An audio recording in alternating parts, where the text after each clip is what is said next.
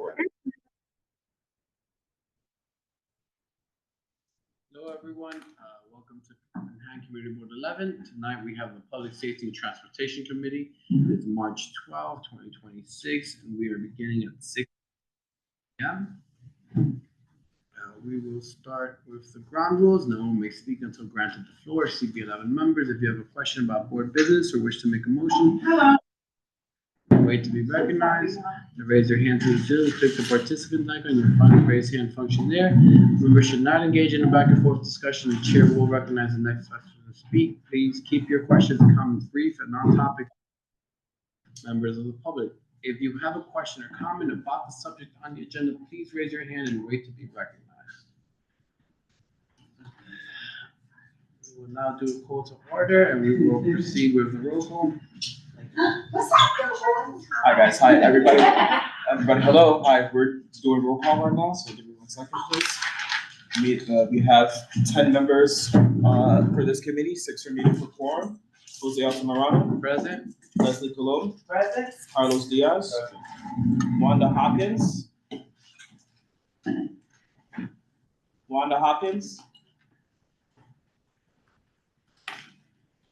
All right, so pass Keoka Jackson. Present. I'm present. Wanda Hopkins. Thank you, Wanda, got you. Present. Thank you, Christina. Jewel Jones. Present. Thank you, Sage Mason. President, I'm walking from the T-train right now. I just got off. Oh, okay, I got you, Sage. Thank you. Valerie Ponte. Valerie, I've tried to promote you to panelist and you're declining it. Can you please accept it?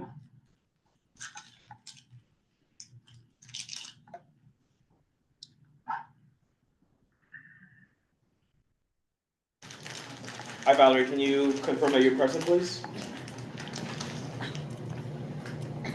Can you hear me? We can hear you, Valerie. Thank you. Don Sanders. Present. Thank you, What do you Don. need to put? You have quorum, Chair. Yep, thank you. Appreciate you. Yeah, they're fine. Okay, let's.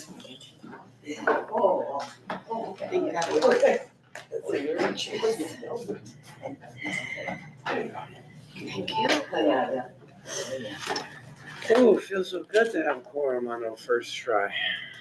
And early too. Yeah, but we had to wait for, typically, you're supposed to start 6:30, wait 15 minutes, 6:45, it doesn't quorum. But since we had the Second Avenue subway here, and we kind of made a little exception. Thankfully, Christina joined us, and we were right on. I just want to get on the Zoom so that we follow our protocol. So I don't get in trouble with our chair.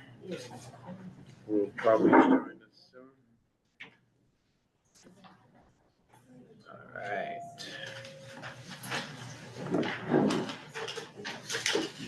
There's our chair.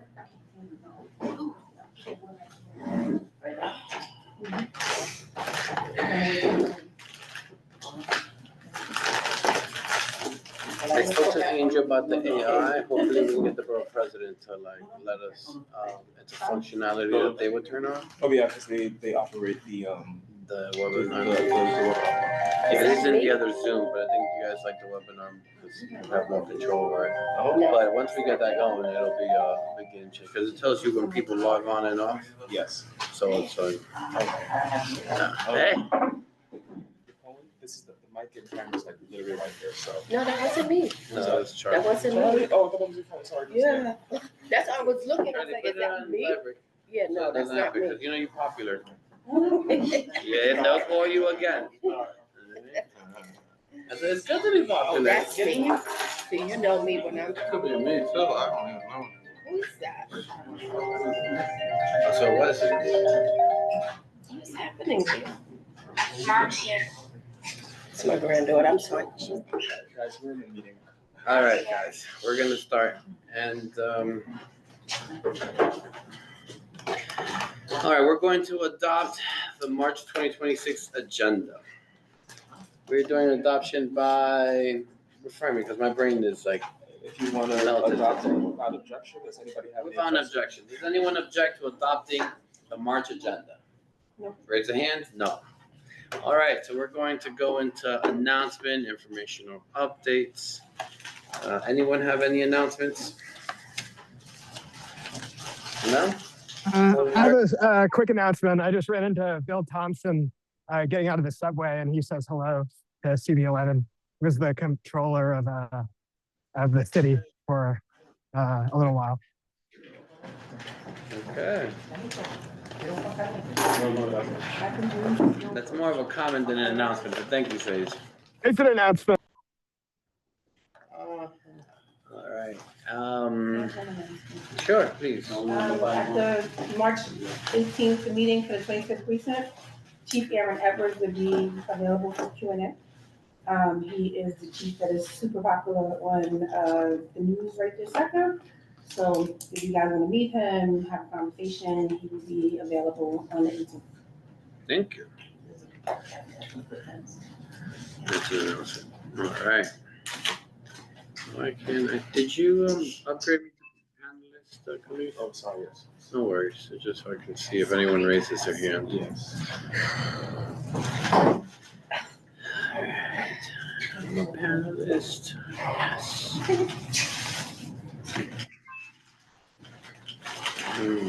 Great. All right, we are now going into informational updates. We have with our Captain Patrick Flynn with us. We will start with him because we were very thankful that he can join us. Chief, you hear us?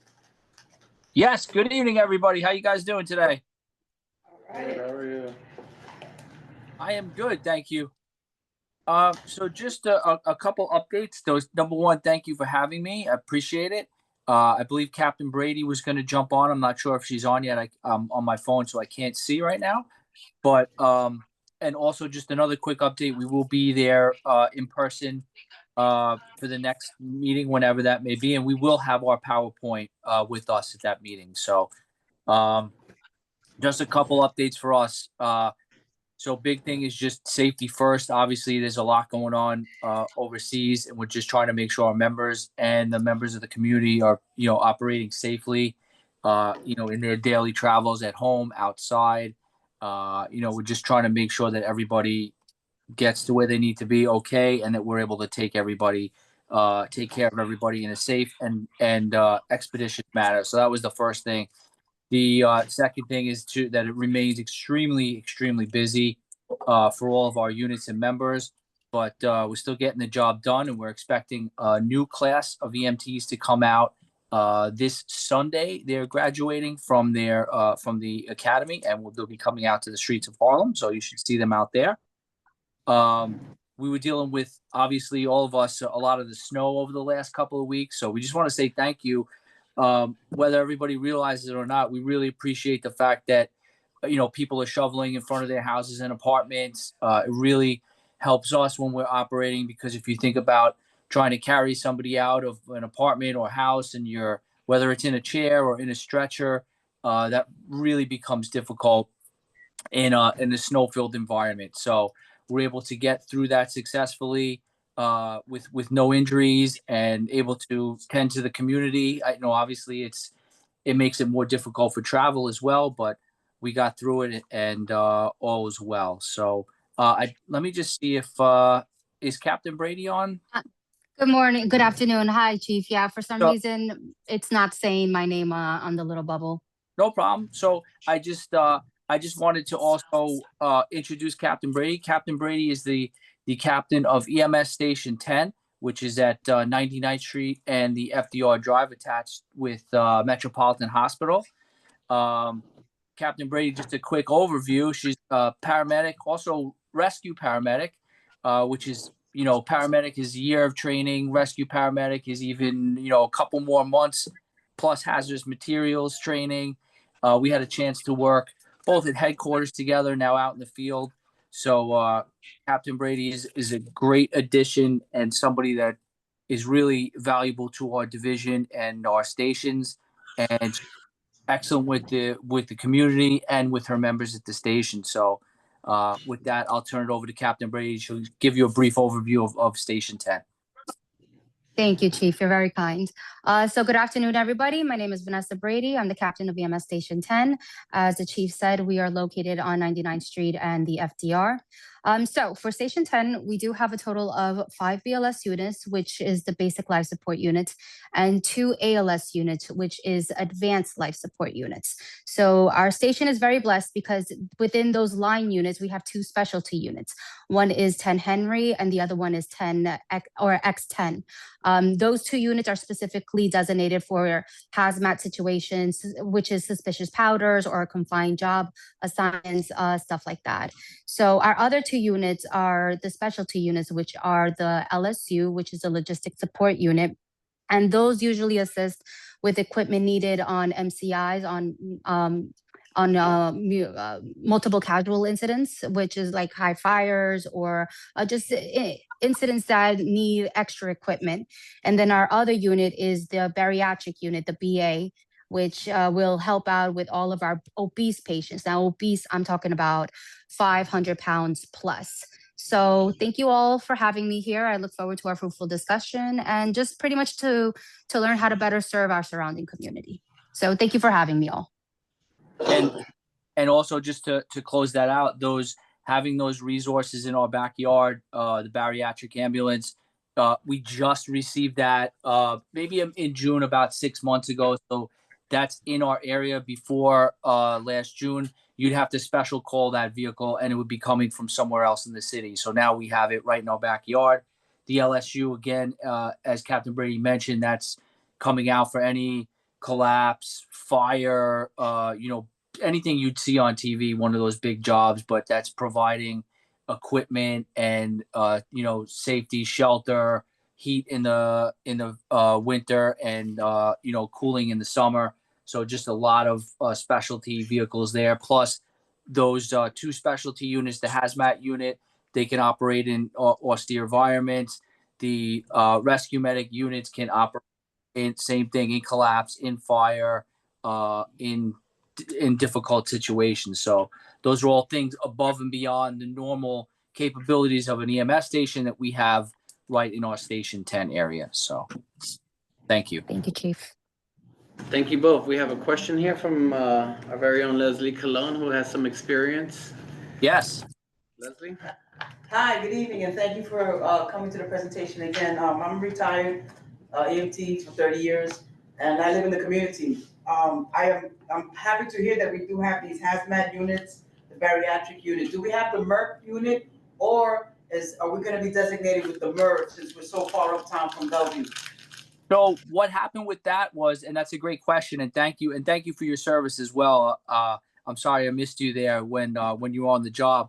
The first part of that, so our MERV, and we also have a MERV and an MR, which is more of a, how the MERV is more of people laying down in that big bus type vehicle. We also have the MR, which is more of a seated situation where you can get oxygen, you can be treated. Those are both located downtown right now on South Street in our Division 1. That's the southern part of Manhattan for the second part of the second division that operates in Manhattan. Now, we tried to put one of those big vehicles uptown, but for the 3 stations we have, Station 13 is up in the Heights on 172 in Amsterdam. That's on a corner. There's no real place to put it there. Station 16 is attached to Harlem Hospital. We can't put it on that 136th Street there. And in Station 10, right across the street on 99th Street, we have the school that is there. So we felt it was a safety concern to be pulling a big truck in and out of there, during school hours, during any hours where it could be possibly blocked in. So the short answer is we don't have those. Those are downtown, but they're special call for any fire, any big event, and they travel uptown. So they're not the first ones that, are going to be treating, but those are more of the rehab portion of the assignment that we will put those people in. So they would be coming secondary on big assignments like that. Okay, so due to the fact that we have a lot of high rises up here uptown, reading to all buildings, wouldn't the MR be assigned if there is like, was it second alarm fire? Yep. And- Yep. So they're assigned actually on all what they call 1075s or 1021s. For us, that's a report of a fire. They're assigned to every one of those. That includes high rise. For us, 1076, 1077, whether it's a residential or business building, they are assigned to all those assignments. At some point, we'll need some definitions for those of us who have not served. We'll have it on the PowerPoint. Yes. We'll have it on the PowerPoint. Basically, But we love Leslie's specialty in it. That we appreciate it. And I'm sorry, I get passionate about it too, and I get into it, and I forget, the audience that maybe we're not at work sometimes, so The civilians, I apologize. Chief, the civilians. Yeah. So big fires, incidents with a lot of patients. If something explodes, if something collapses, fires in high-rise buildings, fires in buildings that have businesses in them, all of those locations, if that makes more sense. It absolutely does. I love So going forward, will there be any place or any lot available that the fire department is taking up, that those vehicles can be stored uptown, so they can be easily accessible if something happens?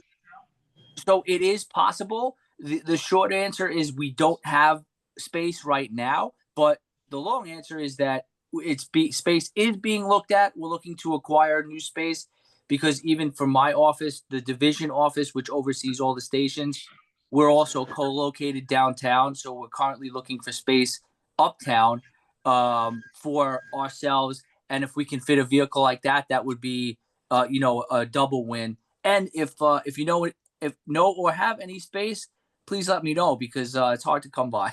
All right, thank you. You're welcome. Thank you. Christina? Good evening, Mr. Flynn. I don't know your Chief. title. Chief Flynn, okay. Thank you for the presentation. I have a couple of things. One, as far as storing your vehicles, I know that on 99th Street, First Avenue, sanitation had a lot there where they stored the sanitation trucks, but they're no longer there. So that might be a place you might be able to look into as for storing your cars, trucks, and things. The second thing is, the last time you were here, we talked about putting together some sort of information packet, flyer, something for residents to understand the do's and don'ts of calling 911. So I kind of started a little something, but if you could send me or send the board some information on what should be on that flyer, I can create a flyer for our residents so that when they call 911, they have a list of things that they should be aware of when they call. I think Chief was doing a presentation next month. Yeah, so absolutely. So before even our next meeting, maybe sometime tomorrow morning, I can prepare that and send it over in an email if that's acceptable to the CB11 email, or if there's another specific email that you would like me to reach out to, I can do that. That's not a problem. And as far as the PowerPoint goes, that those things will be included in that.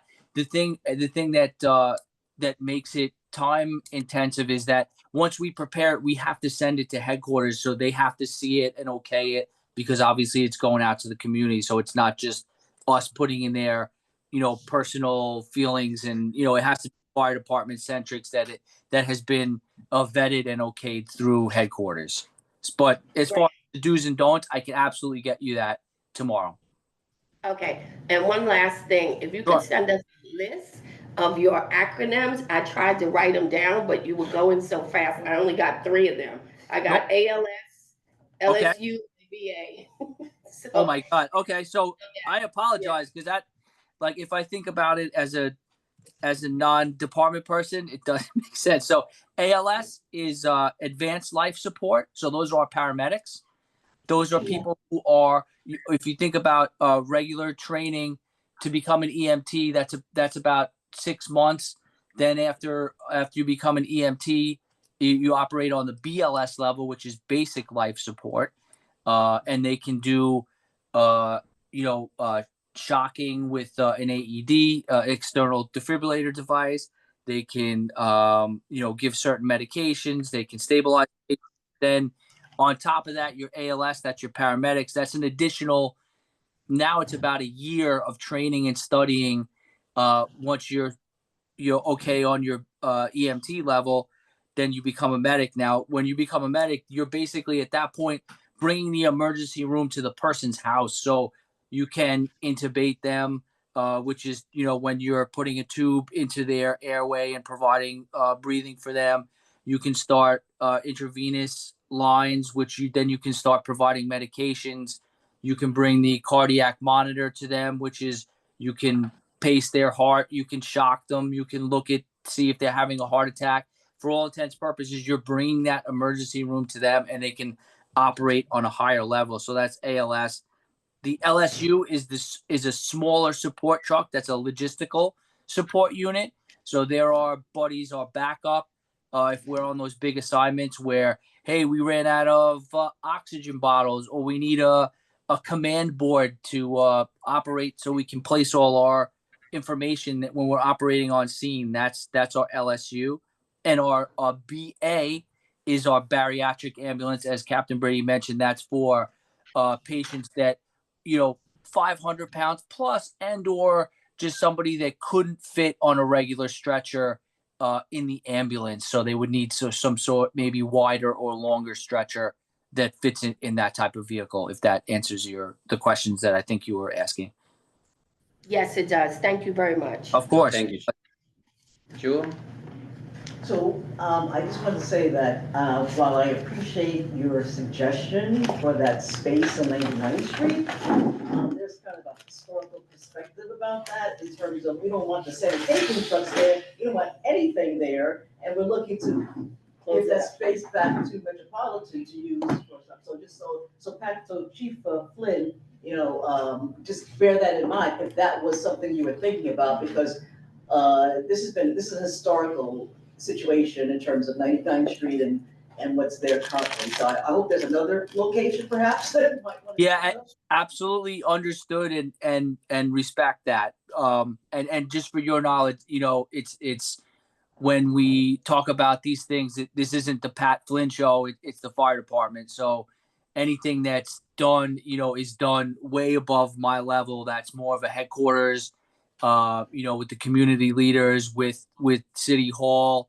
So, while you could go by any location and give a suggestion that, from our division level, it still has to go through EMS operations at headquarters and our chief of department and our commissioner. So, as much as we could drive by a location and be like, hey, that would be great, we don't know, as you mentioned, the plans or the historical insight for all those locations. So, it has to be vetted, it has to be talked about, and it would have to be vetted through the community as well. So it's not something that we would just go do and park a vehicle. So there's a lot of steps involved. Chief, we appreciate you coming tonight. We definitely appreciate you introducing to us Captain Brady. We look forward to having you next month. So thank you so much. We appreciate it. Of course. Thank you. It's our pleasure, and we'll see you in person next month again. Sounds great. Thank you. Thank you. Thank you. Thank you. We're going to move forward with our updates. We have Detective Powers from the 25th Precinct. Hello, everybody. Hey, good to see you. Good to see you. Hope everybody's having a good night. My presentation is going to be short. I don't really have much to update. We haven't had any shootings or any major incidents within the past 28 days, which is a great thing. As far as the stats, for murders, we have 0. Rapes, we have 1, and that's a domestic violence incident. Robberies, we have 9. We are down by 35 compared to 14. Felonious assaults, we have 19. Burglaries, we have 6. Grand larcenies, we have 25. And grand larceny autos, we have 2. We've been doing very good so far with the grand larceny autos. That was a very high number due to a lot of the delivery drivers leaving keys in the car and people come in and take the car. So Everyone's doing a great job on that. As far as our events, our next community council meeting is Wednesday, March 18th at 6 p.m. and it will be in the 25th precinct. And that's all I have for my report. So that's next Wednesday. Perfect. Yes, next Wednesday, the 18th. Thank you so much, Detective Powers. It's great to hear that we had a nice and quiet 20. Never say the Q word. You know You're this. right. All right, that is a jinx. My apologize. My apologies. We had a safe 28 days. Thank you so much. No problem. We're gonna go to Luther Eisler from the DA's office. Luther, do you hear me? Yep. How you guys doing? I do not have a lot. We had a lot of good things happening. The last couple of months, we've been pushing the youth programs we've been doing, and they're underway. I was with the youth ambassadors and their resume workshop, and we actually had a lot of young people from the community come through to get their resumes worked on. I got to help with a few, and there's some really amazing young people. I just have to say that, and they just don't know what they actually have in their hand. So it's really great whenever any of us have the opportunity to kind of help show them what to do. And I'm glad we've been able to do that with some of our offerings. To that note, Harlem office is supporting a presentation that is happening on March 17th. I believe I sent it out, but I'll send it out again. It's a performance called "You Have the Right to Remain Heard." It's an interactive theatrical experience about police and community relations. So I think it's definitely something that we from our office want to support. We're really trying to target our younger people to be part of it. It's developed from young people and police having conversations. So it's really good for us to share that out and continue these conversations as we develop partnerships for public safety. But that's it from us for right now. Any questions for Luther? Any questions for Dito? All right, Luther, thank you so much. We appreciate you always. You have a good evening. We're gonna move on to Rafaela Scano, our very own. Rafael, how are you? Hey, how you doing? We miss you in person, but next time. Yeah, the weather is a little complicated. I don't feel very well to go out. Well, I hope you feel better. So how are you guys doing so far? Pretty good. Good. Excellent. A little wet, so, but we're surviving. Jose, where do you want to start? Please, you choose. Okay. One of the things that all of you have been very concerned is about one of the items associated with, let me see. Okay. Are we talking about the lighting? Yes. Within our budget district the lighting, what you have suggested that you say have been done in the park, it's not possible to do it on the street. As I have said in the past, that's parks jurisdiction that has to deal with the trees canopy. So that's one. Let's get on that one. Why exactly are they saying that we cannot replicate what was done in Marcus Garvey Park? It's a park. It's a whole different environment. You're not going to lower the street lights. We're not asking to lower the street light. They added an additional fixture a little under the canopy. I don't think you're understanding it. What I'll do tomorrow, tonight it's too dark when we leave, by the time we leave here. So tomorrow I'll send you pictures so you really understand. So it is the exact same light fixture. The fixture's still there. The light is still there. However, since the tree canopy covers it, what they did is they added another fixture slightly below the tree canopy.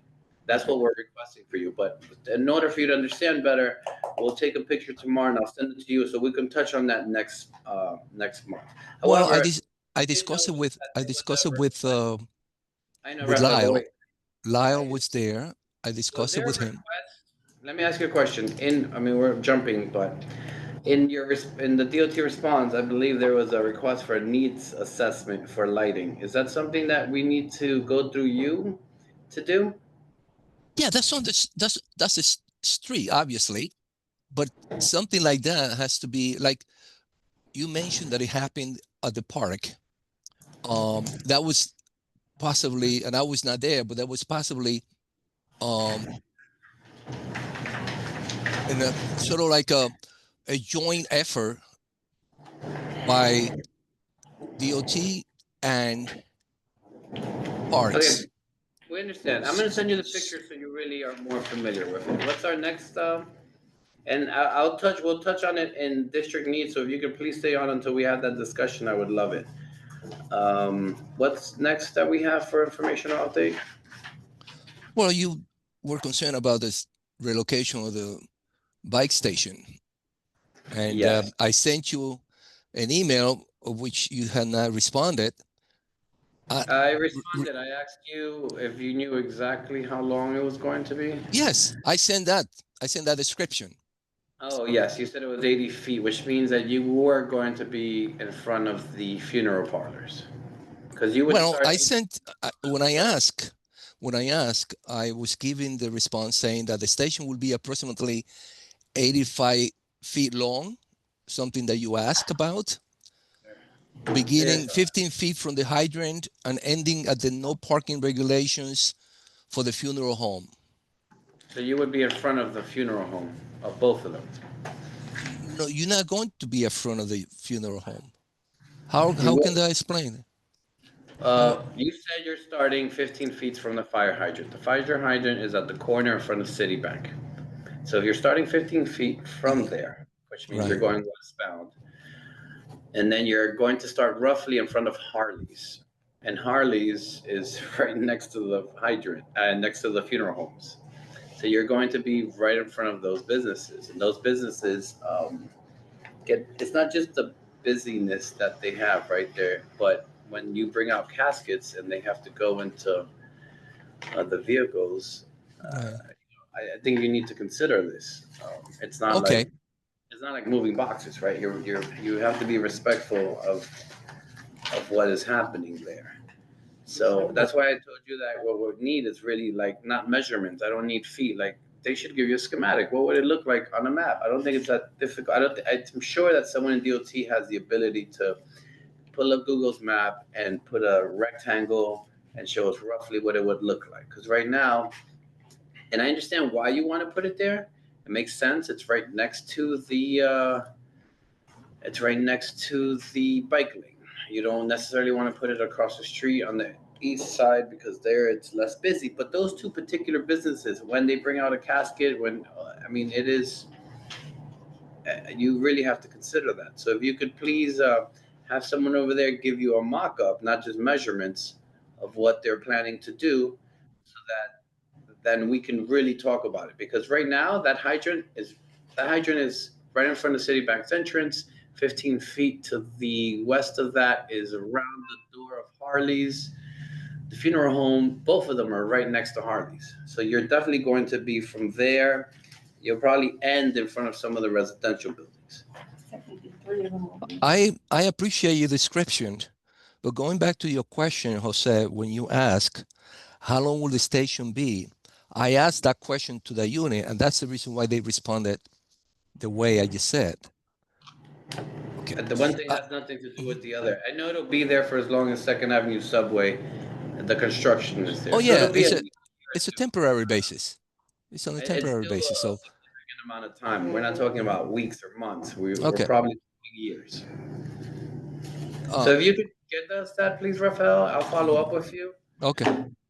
Because that would help us all picture things instead of just like a simple measurement. Otherwise, we would possibly look at the south side of the street, which is still next to the bike lane, but does not have businesses that necessarily need that kind of entrance to the street. Like if you're bringing a casket, you're bringing your loved one out, and you're carrying this casket, and you're putting into the what's that car? Like my brain is not working. The hearse. Thank you. I'm sorry.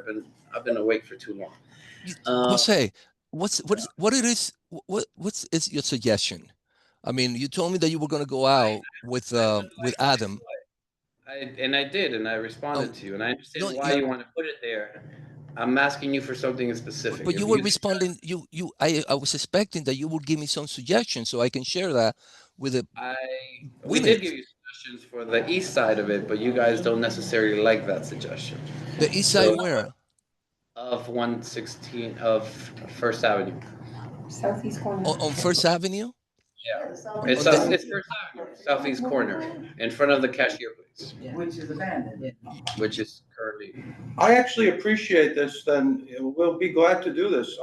If our feedback is gonna really be taken that considerably, then let's do this about everything. I'm actually happy to hear that you guys are gonna make decisions and wait for what we have to suggest. How about we send you pictures tomorrow? But in the meantime, Rafael, they should give you like a mock-up of how much space 85 feet is, because it's easy to say, but I can guarantee you it's gonna cross. Those bikes will be in front of them. I mean, like I say, I appreciate your description. I can interpret 85 feet very easily. Okay, but I do know that what you are saying is something that you feel is supposed to be. But you know, you were there, I'm not. But as far as the measurement is concerned, that's what you want to find out. If it is 80, you know, what long is it? I understand. Kyoka has a question. Actually, it's a statement. Statement. Regardless of the measurements and how far, even if you didn't even go as far as there are really large funerals that happen in that particular funeral home. And that funeral parlor is a very popular East Harlem staple. And so a lot of people, and they're a family of East Harlem, which is why people go to that particular funeral home. So what you will tend to have is the hearse, the limos, the family's cars, that will all be impeded by the blockage by the bikes. And so you have to think and be considerate of the families as well, not just the small amount of distance that will be away from the establishment. I understand. Yeah, that's why I think a mock-up would be the best thing for us to really understand. Maybe you're right and it won't cover it. I think you're wrong, but it's better to just figure it out. Unless I go there with a measuring tape, but like I'm pretty sure if you're starting from where I think you're starting because of the hydrant. But and we'll send you some pictures tomorrow. How's that, Rafael? I got a picture right here of the southeast. I know it's not hard. You go on Google Maps, you see it. But we have a lot on our agenda tonight, so we're not going to make a discussion. I got a bunch of questions. In regard to what? Well, things we've asked that we haven't gotten updates, unless we can email them. Well, the pothole you asked about, was that fixed on 120? I didn't hear you very well. Can you repeat that again? That huge pothole that I mentioned on 120th, did they? I think they did come and They fill did it. They didn't find it the first time. I don't know how they missed it. Right, they didn't find it the first time, I was told, and then they found it. They fixed it. You saw the picture I sent you? There was, those big, not the little cones, that huge cone, the whole cone fit inside that pothole. That's how big that pothole was. But they did fill it, though. Thank you for that, Rafael. I appreciate you helping us with that. Sidewalk on 124th and First and That's Second. going to be the 124th Street. That was that, all around the NYCHA buildings are going to be taken care of, hopefully this season. So that's been elevated. When you say, I guess that relates to my next question. When you say this season, because you mentioned that for the speed bump on 120th between First and Second, what is the season? Yeah, when I say this season, is what we are now in the construction stage. Well, when Usually, does that season end? At the end of the year, probably by September or November, when the weather gets bad. Okay, so then the anticipation is those sidewalks will be finished by, say, November the latest, and that speed bump would be installed by November the latest? Yes. Okay, and then any update? I know you said that the funding is there, the contract hasn't gone out for the traffic signal. Yes. But is there a time frame in which those contracts would go out? Nobody knows as well because that goes into the bidding stage. So you have contractors, different area, bidding for that. So I'm unable to tell you the length or the timeline for that to be accomplished. It would be in the next round of contracts, though? Yes, this has been done. This has been done this season as well. Oh, so the traffic signal's going in by the. By November 2026. Oh, that wasn't Yeah. clear in the email. Thank you. Okay, then I wouldn't ask. Very nice. Yeah, so most of the time they work between, and Rafael won't necessarily, they're different departments, so they don't always give him. Sometimes like we'll know before and we're like, oh, thank you. And he'll be like, oh, that's great. Okay, well, I'm It's just a This is different. this is a combination of the agency and the controller's office as well. But hopefully by November of 26, this November, we'll have these things in place. Very nice, thank you. And then if we don't, then we get to like ask Rafael why. You also all had right. you also had a question on the 128th Street pedestrian bridge. Do you? That will go into a full discussion, but that would be after. If we can wait for old business, I would appreciate you on that. Because that'll be a more lengthy discussion. We have to kind of just follow the agenda along. It won't be too long, don't worry. You bear with us. All right. Who else do we have for informational updates? I think we're good with informational updates. We're going to then move forward. We went around our congestion relief zone. We need to hopefully have a discussion on this. This isn't necessarily talking about the congestion relief zone. It's about funding that came from the. And Khalid, could you put it up? No. Yeah, let's just put it up. It's easier. I went through this. This was sent to all of you. East Harlem is receiving some benefits from congestion relief zone, which is they're putting up certain mediation of air filtration in schools. There's a budget for it there. Why can't Manhattan residents get discounted? About what? Congestion pricing. Yeah. Residents that live in the zone itself, they get discounted. You don't. But yeah, you live outside If of you the zone. live in the zone, you get a discount. But they don't leave the zone. They do leave. They do leave the zone. So what they do is that they have to file for I believe it's like a tax return of sorts after a certain period of time. Yeah. So they will be charged for entering and exiting the zone every day, and they make their reports at the end of the specific. And they kind of get like a credit. Right? Yes, that's it. But that's not the question for today about whether they should or shouldn't. That was like 2 years ago when we were. This is more about like past it, and they're basically talking to us about how it's benefited us, and you can move down a little. This is kind of like blah blah blah. If you really go through this, it'll tell you. They give you kind of data on how many vehicles, so they're 11% down. Bus speeds have gone up, mileage has gone down, speeds have gone up. They say this is very beneficial for emergency vehicles, particularly because emergency vehicles were having a lot of difficulty traveling in that lower district because of the congestion. But they don't have enough of them. And then if we could go to the funding, it's a little lower. They give, here we go. So these are the mitigations that they're planning on doing. Hunts Point's gonna have TRUs, Bronx and East Harlem, some of the highest asthma rates. There, yes, because, but we're getting the air filtration upgrades. You'll see in a second. So East Harlem is there, Randall's Island. So we're eligible for this. And here's where the nice part comes in. So East Harlem has total affected, and we are getting 4.4 million allocated funding. So less than everyone, basically. What happened? So less than most of the other areas is what I'm saying. Why is I'm surprised. Helen Throbb's Neck getting $16 million? Ecotona Tremont has like the highest. What, Tremont? Like because the 95 runs through there. Oh. Yeah, they have the highest. Yeah, but the drive runs through East Harlem. I understand, as but the well 95 as- is an interstate, Mhm. so anything that's coming interstate goes through there. That's why they have such a higher Fort Greene amount. in Williamsburg? Well, that threw me off. So we have the ability to give comments. This is a comment period. Oh, great. And we have to do it tonight. So I would like for us to request, I think it's an easy request, that we should give bullet points and work with Khalid in the sense where we ask for more funding or better allocation for East Harlem. I don't think it's anything out of the ordinary, but it's good to give the comment because they're asking for the comments. Let's give them the comments. So, but the form that you sent out, wasn't we supposed to put it on that form? That's different. That's the budget. This is a different. No, if you piece. go in there, because I filled it out.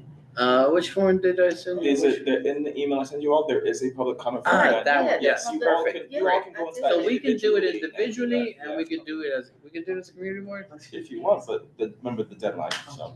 Yeah, we don't have time. So what would be best is if individually and then I'll send this out to the full board. So we do this individually. Unfortunately, like they like to do these like last minute deadlines so that we can not do it. Miss it. But honestly, it's my understanding that we should have right there. See, we should have a higher. They're not even consider us for asthma initiatives, and we should definitely be within that asthma initiative. I understand the Crotona and Tremont. They have the highest asthma rates because 95 runs right there, and it makes kind of like a tunnel of CO2. It's an issue they're having. But East Harlem, because of the drives and everything else, Harlem as well has that problem. Question. Sure. Where do we fall on the spectrum of asthma if they have the highest? We're like second. We're in that top range as well. Not so what are we, like the top 5? So you can go on to New York DOH and look up your community determinants of health. Jewel Jones, Human Services Chair. You can ask her any further questions. We used to have the highest. Thank you. Appreciate you. Yeah. They have. There's something. So I actually have to figure out how to work it again. Or it's like the 2 health profiles. So we're receiving the funding. Is it earmarked specifically for whatever we're receiving Community it health for? Or is there, profiles. So just go on that. You look up. They have it for the air filtration in the schools. That's what they're. So they came up with the number because it's based on population. So we represent 4.4% of the population in all these census from these areas. So I believe we got about 4.4% of the money. However, I think the way they're counting the populations affected are based on the routes the trucks are taking. So they didn't account for large parts of this community, which made the census data in here much smaller. And I'm not sure why Pelham has such a big amount. Yeah. Because Pelham, they do have the 95 there, but they also have like the largest park in New York City, which is Pelham Bay Park, which mitigates a lot of that. The meeting we went to city council, it says I'm on Haven Just go on to DOH and or specifically type in community health program. Community health. And it's like either healthcare or health outcomes or any one of these sections. It'll tell you. All right, great. Oh, this is amazing. Thank you, Khalid. I thought I saw asthma somewhere in this a while back. Hypertension, diabetes, health conditions, exercise, housing and neighborhood conditions. Air conditioning, air pollution. Here we go. There's an air pollution related one. Particulate matters. We're in the red zone. Yeah, you can go through this and make the determinations, but that's how you can. Maybe under healthy living. Here's child asthma. This Oh, one here. there we go. There's child asthma. Emergency department visits. Yeah, so we're very high. Is physical activity, diet, and smoking. That's. Man, that's not it. The other one was interesting, but we're much higher considering the rest. So that's how you can look and determine. I'm sorry, I should have. So if we between these two tools, and obviously we have. Are we preferable with everyone? And we're gonna forward this to the rest of the board so that they can also make these determinations that East Harlem should have more funding in regards to our very high asthma rate. However, at the very least, they're focusing on schools and air filtration systems there, but we are not in their asthma initiative, which is an issue for me. We should be in their asthma initiative. You see, we're not. For whatever reason, all of the asthma initiatives are in the Bronx, which I know has a high asthma rate, but regardless, we are not that far off from them. Because they're basing it on where the trucks are gonna see increased traffic. So they're looking at the FDR, they're looking at the Triborough, they're looking at East 125th Street. But what they're doing is they're minimizing what they think the impacts would be to the surrounding areas. And so that those impacts are not as big, at least in their assessment. They're cutting out a lot of our population. And the amount of funding is going based on population affected. So the strongest argument we can make is that they've underestimated the population affected in this community. That would be the argument for more money. Now, where we want the more money is a separate conversation. But if we want more money, we need to prove more people here are affected. So we'll make sure that this presentation slide is available on our calendar as well, so you can access it at any time. Yeah, And it's also shared in the email that we sent to you guys as well. You can take a look at it, and when you're ready to try to submit something as a committee, just let me know, and then we can submit that correspondence. But you're also welcome to submit it individually as. All right, as I would you are, suggest so. you submit it individually and then we can work on it as a committee. It's good stuff. Great. All right, Don Sanders has her hands. Don Sanders. Hey, Don. Don. Ooh, I wasn't expecting to be called on. I think Adim answered the question I had, which I just put in the chat, which is that if you go back to the slide that has the population numbers and then the payouts, I do notice that they gave us a low population number. Maybe like Adim said, that the 9,000 reflects the number of people they think will be affected in East Harlem. And so we would have to look at which slide was that? It's a lot, Don. It might take, it's like 85 pages. Oh, It's never really- mind. It's not necessary. But on that particular page, Yes. okay, I remember it. On that particular page, there's another 2 or 3 communities that show 9,000 units, people affected, and they also got the 4.4. So it seems like our comment would say that we believe more than 9,000 people are affected. But that was just my 1 cent that I added on. Thank you. Yeah, it's definitely based on that because as you can see, Northeast Bronx has about the same number, 9912, we're at 9968. So they're 4.4, so they get 4.4, we get 4.4. So it's definitely based on population. If you go to the next slide, you can also see a slither of the community that they base that off of. You can see in the blue, like the slice of East Harlem is very small. Yeah, they're not including all of,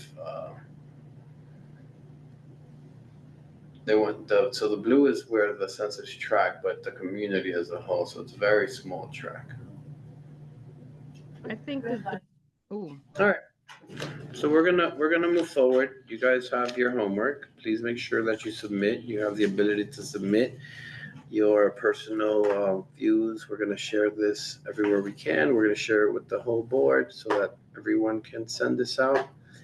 I think it'll still be a good situation considering that congestion. This is the first year, and according to the state, it has been very successful, and so it's not going away. So this will be ongoing, and possibly for next year, we can, continue to bother them with requests until they consider that. So now we're going to go into our presentations. We're going to start with the review of the preliminary budget documents.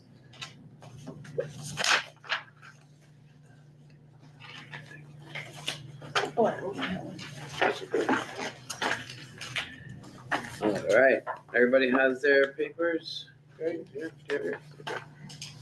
All right, and as an added benefit, we have the chair of the meets with us, H. Mason. So, I mean, at this point, it's almost like a cheat code. So, we're gonna go quickly one by one because we have other things on our agenda. One thing I noticed, this is just to backtrack, I don't want to get off track, but when you try to do the MGA form, the ASBA initiatives are called the Bronx ASBA initiative. Because there are none. They are only doing asthma initiatives in the Bronx. So we need to, our request isn't just for funding, but it is also for them to bring, they should be having a asthma initiative in East East Harlem has always been recognized as one of the higher asthma rates in the city, the Bronx as well. It's like we're right neck and neck with them. I'm very confused why they did not have an asthma initiative here. It's mind blowing. But again, the MTA does very confusing things. All right, so this is what we have for public safety. So let's read through it and then we can do our comments and have this process because we're going to be doing this now. This will be a year-long process. And we'll have another day where Sage can talk about the tracker more as we get closer to the September. Maybe we'll do it June so people have time to, but that's nice. We have a busy Yeah, schedule. ideally, we would be revisiting the tracker like every month. Yeah, And but just saying. ideally, but we know. But also, All right. let's be clear that you guys are supposed to be focusing on Pen. your sections here. That's all we're doing tonight. That is all we're doing, and we're gonna go. So here we are, reconstruct or upgrade a park or amenity. Which page is that? Is that the whole thing? Kind of the whole thing? I think it cuts off just some page. Where is it? Here it goes. Yes, so we're talking about Wagner Playground in this particular incident. There, the explanation is that funding should be allocated to allow for the provision of additional seating, public restroom lighting, and gate repair at Wagner Playground. Why would that be for public safety? This is a parks related thing. It definitely feels park related. Or if it's in nitrogen, it might be. It's actually responsible as Parks and Recreation. I didn't see that when I reviewed it. But I searched under public safety, so that's not. That's a parks related. I think our very first one would be repair or provide new street lights. Yes. Which is on page 272. Okay, and this is something that I wanted to talk, now that we have Rafael with us, is that what they're telling us is, their explanation for this is that they need a needs assessment must be conducted to determine if a lighting need exists. Please submit a request for the specific location via DOT's website to commence a study. But wait, didn't you give a specific location in the request? It is very specific. So then this is the problem with that. You gave it to them. It's it's between Park and Lexington, it's 2 blocks. It's very, Be very. more specific than that. I'm not sure how much more specific we should be. What do you think, Louise, in this situation? Because I thought we were very specific for this particular request. How about the number of the house that's directly in front of the light that's not working? There's 2 Or where it situations. should It's either that the light is not working, or in the summertime, when the trees, particularly both of these have very large trees. One of the requests we're making to Rafael, which was done for us and Marcus Garvey, was that they bring an additional light fixture. They don't replace the light fixture. They just they drill into the same hole. They wire in a smaller LED one. So that And it's that brighter. provides, that was what our request was. Is it done? I mean, the answers can be pretty bad. This one is like particularly like insulting to the request. I guess it just makes me wonder, and then I'm gonna shut up. We can check how they've responded to other boards' requests, right? By going to their board websites? Yeah, this packet is like several thousand pages. No, I guess what I'm asking though is, we could look at how similar requests in other communities are responded to, right? To see if we're getting the same type of responses? This is just CB11, but the whole document. Right. Gotcha. Okay, I think it's worth looking into. See if we're getting. Adam? You know what I mean though, right? This is ridiculous. Rafael, where was that, Rafael? No, we respond equally. We go in and study the illumination, and if it is necessary to enhance that, then we'll do so. But our response is always done according to whatever study is supposed to be happening, or what it is the request. Rafael, did you start a needs assessment for we actually asked this between Lexington to Madison on 117, not Lexington Park, but we'll get into that later. It should have been Lexington to Madison. It should have been Lexington Park, Madison's 2 blocks, not 1. did you by any chance start this need assessment, or is that something we need to request from you? No, that has to be requested, but Adam brought up that area last week between Park Avenue and Lexington. Now, I was under the impression that they were burnout streetlights. Is that the illumination needs to be enhanced? It's a combination of both. Wait, but are we talking, which one? Okay, which one are we talking? We're on the very first one. Is it 117? It's 117. But my email was about 116. No, we're not talking. You're some completely different. But This is in the, I know he confuses things, but this is just about the request. No, I understand that, but he's talking about 116. We shouldn't be talking about. So I'm trying to bring it Rafael, back. we're talking about our preliminary budget request. Just I appreciate that, because I think he's confused. I'm sorry. I thought that you were talking about the fact that Adam had reported some light Yeah. malfunctioning I on appreciate it. 116th Street. That's not what, we have a request with DOT about more lighting. Even though we'll have to change this language, but our request is on 117th Street between Park and Lexington. It should have been between Lexington and Madison. It should be 2 blocks. The agency's response to us is there needs to be a needs assessment must be conducted to determine if a lighting need exists.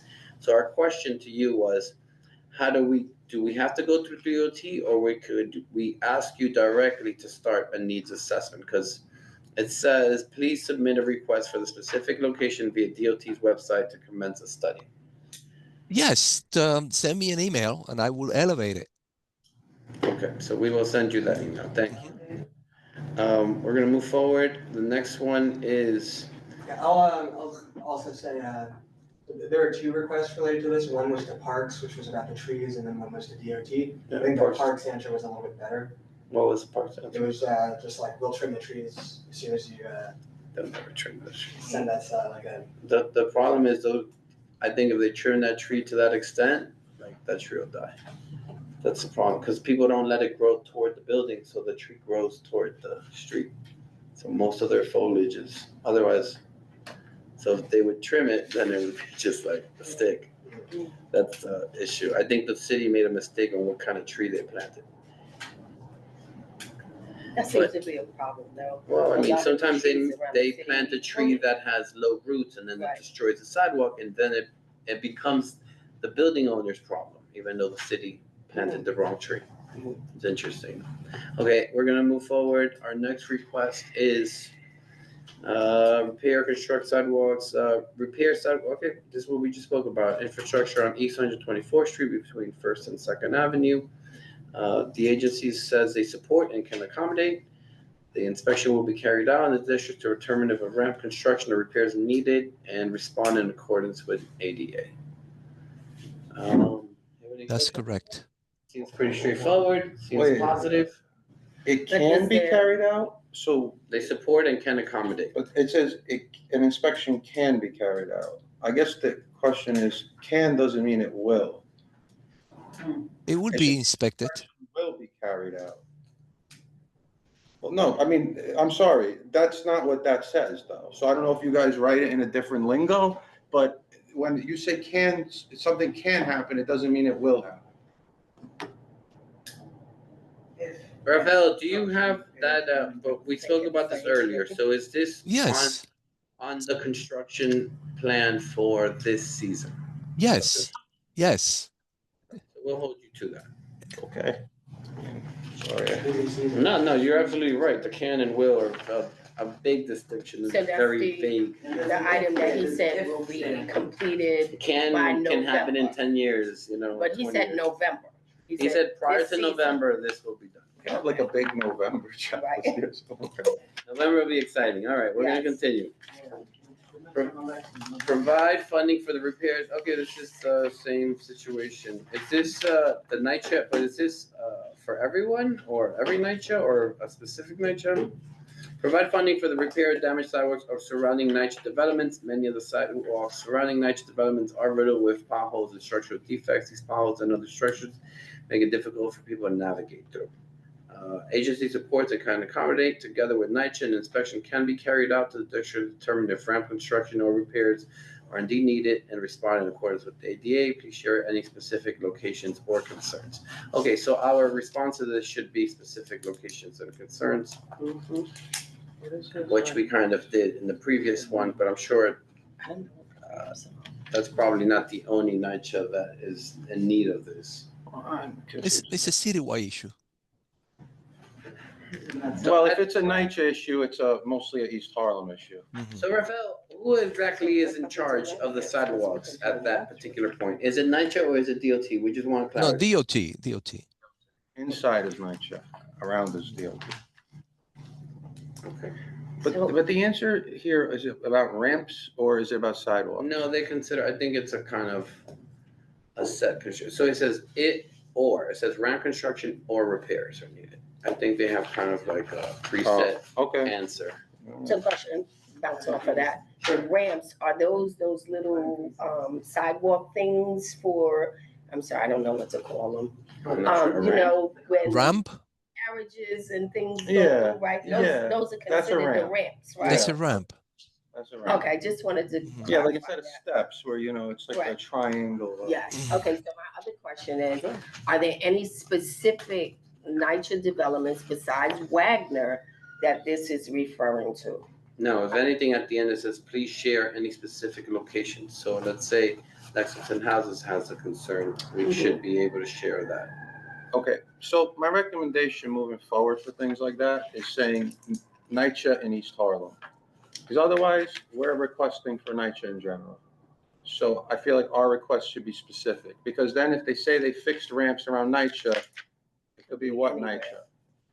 So that's just a word of advice. Exactly. So we should focus our request, not just this committee, I've been saying it to other committees, on more here. So when we get answers, then we can hold the two of us here. So that we'll have to do, not necessarily in this phase, but. No, in the I next just phase. mean, No, so, no, I yeah, agree with yeah. you that it should be more specific. All right, that's our three, I think I saw three more, no? Hold on for 1 second. Do you guys by any chance use the DOT reported concern, like or problem? Do you use their portals individually by any chance? I sometimes use it for bigger So problems. here's something that so when they say to share with us a specific location, as you see them, and this is why we ask you guys as an office to, you know, do these forms and give us the service request number so we can share that with Raphael to get a quicker response, right? So we go to and contact the DOT commissioner and report a problem. Let's see, street defects, signs, street and sidewalk obstructions or conditions, and to request a street and sidewalk repair. So. Is that NYC.gov? No, it's, Yes, it's it is. essentially 311 Oh, I have portal, and yeah, and you submit the form, for problems. Streets. I can't put any of that, because I got stuck in that.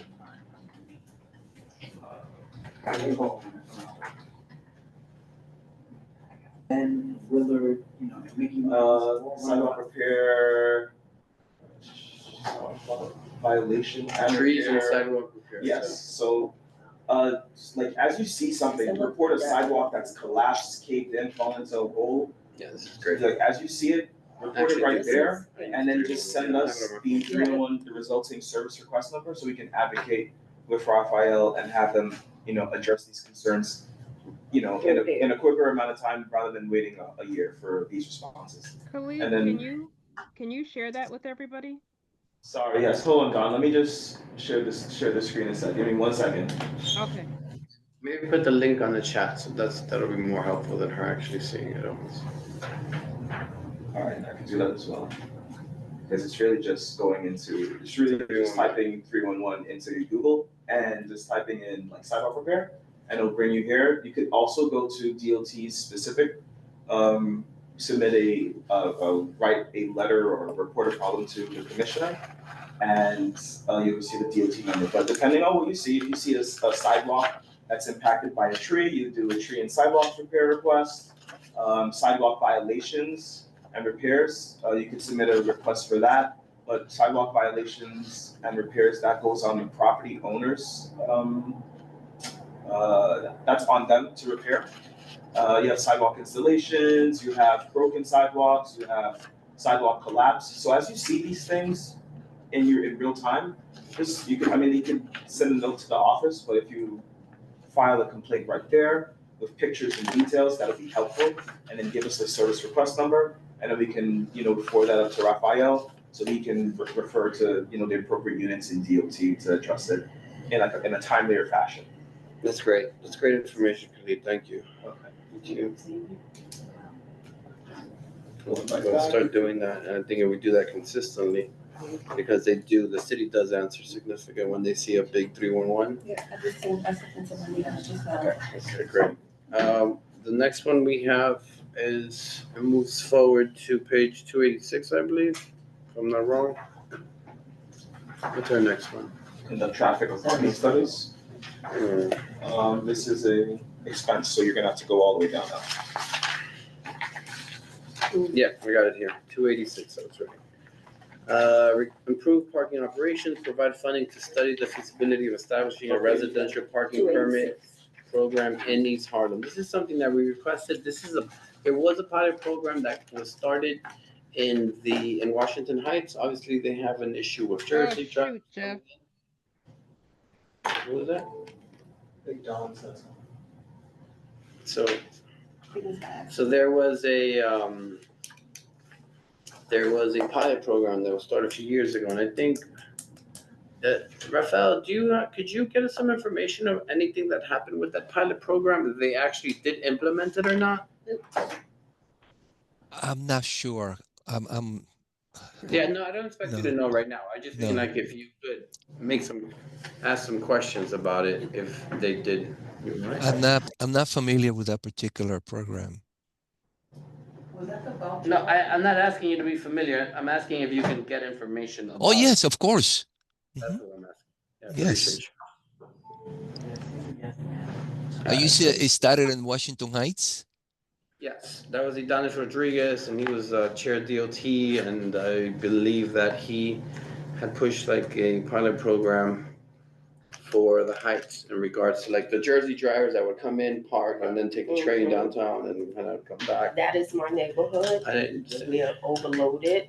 And now with congestion pricing, that happens here. Like people coming from different areas, they look for East Harlem, they come early enough, they find a parking spot, leave their car here, take the train down, come back in. So now we're becoming a parking lot of sorts. Oh, wait a minute. You're talking about residential parking? Is that what it is? Yes. Okay. But that has not been moving at all in the city council. That's why I'm asking, because they had a pilot program that they spoke about, came out in the news, and I wanted to know if they ever implemented it or not. It was in the Heights. No, as a matter of fact, the person who spoke about that very first time a few years ago was the current controller, Mark Levine, because he felt that a lot of cars were being parked around his neighborhood up in Washington Heights. No, I know, but I think Idanis Rodriguez actually implemented something when he was the chair of DOT. I will look into it. Thank you, Rafael. Here, yeah, you guys can just do a quick. Hold on a second. Their explanation is DYCD funds the CRED program in East Harlem, which provides job training and career. Oh, am I reading that? I'm reading the wrong thing. My bad. Agency supports cannot accommodate. This request has to be addressed through a legislative process in the state legislative. Your question regarding the pilot program? NRC lawmakers proposing a residential parking permit pilot program in Upper Manhattan, north of 60th Street, and parts of Brooklyn to address influxes of cars, particularly following congestion pricing implementation. There was something here. C2425. A one-year pilot launched March 2025 offers metered parking for commercial vehicles in industrial business zones in Brooklyn, Bronx, and Queens. This was no, it was something with Idanis. Idanis did this when he was up. So far there isn't anything here with Idanis. See, locate little key details of the proposed pilot, primarily targeting neighborhoods in Upper Manhattan, Washington Heights, Inwood, Harlem, Morningside Heights, and in Northston, Brooklyn. So yeah, it's being proposed and suggested, but there isn't anything active And these dates are last year, February 2025, June 2025, March 2025. So there's nothing updated as of yet. So if Raphael can get us any information, that'd be helpful. Okay. See, I have an article here, like in 21, when he was incoming DOT commissioner, and he supported it, but I don't know if he actually did it. Implemented or executed, right? And it's a legislative. It's legislative, so we will, and I'm curious why it's state.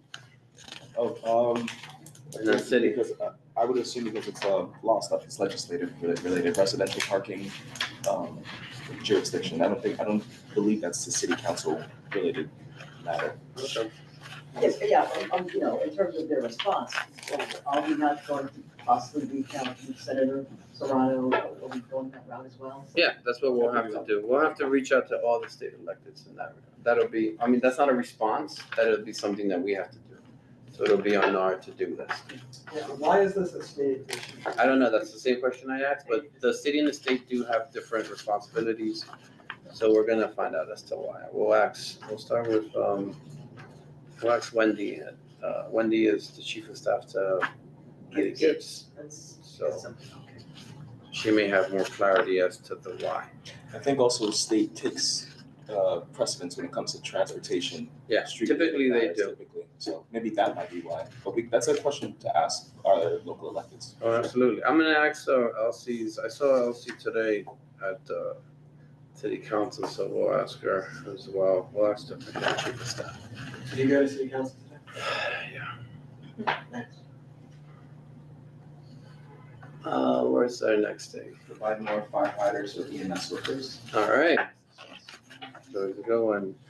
This request has already been, no, wait. The agency supports, and we are 289. Agency supports and can accommodate. FDNY assesses operational needs on a regular basis, will accommodate as best able with existing budget. This is a question we really should, I'm not saying no, saying no. We should talk to the chief about this to see like how much, and what we can do to help in this regard. This is 289 at the top. Does anyone have any questions about this? Concerns? We were supposed to change the language, just FYI. But That's for later. That's for later this year. You guys are supposed to be focused on. Yeah. This is not language is Which later. as we asked later. All right. Next You should be a little bit more- one. you should say, with that, you should be a little bit more specific. The language is later. We're gonna do language. Yeah, we're gonna later. fix the language. So right now, it's not, Firefighters got money. it's really seeing the response on it. That'll be correct. Yeah. If we do language, but we'll have a meeting just for language. That's what we'll do, with nothing else there. yeah, this is the first time, Human resources. there are that many requests that are like, we support and can accommodate. I know, it's really, typically they just say no. For many, many years, they're just like, what's the next one? I'm sorry, please? Increase resources for youth crime and prevention I'm program. trying to find the police department. Here we go. It's the last page, 295.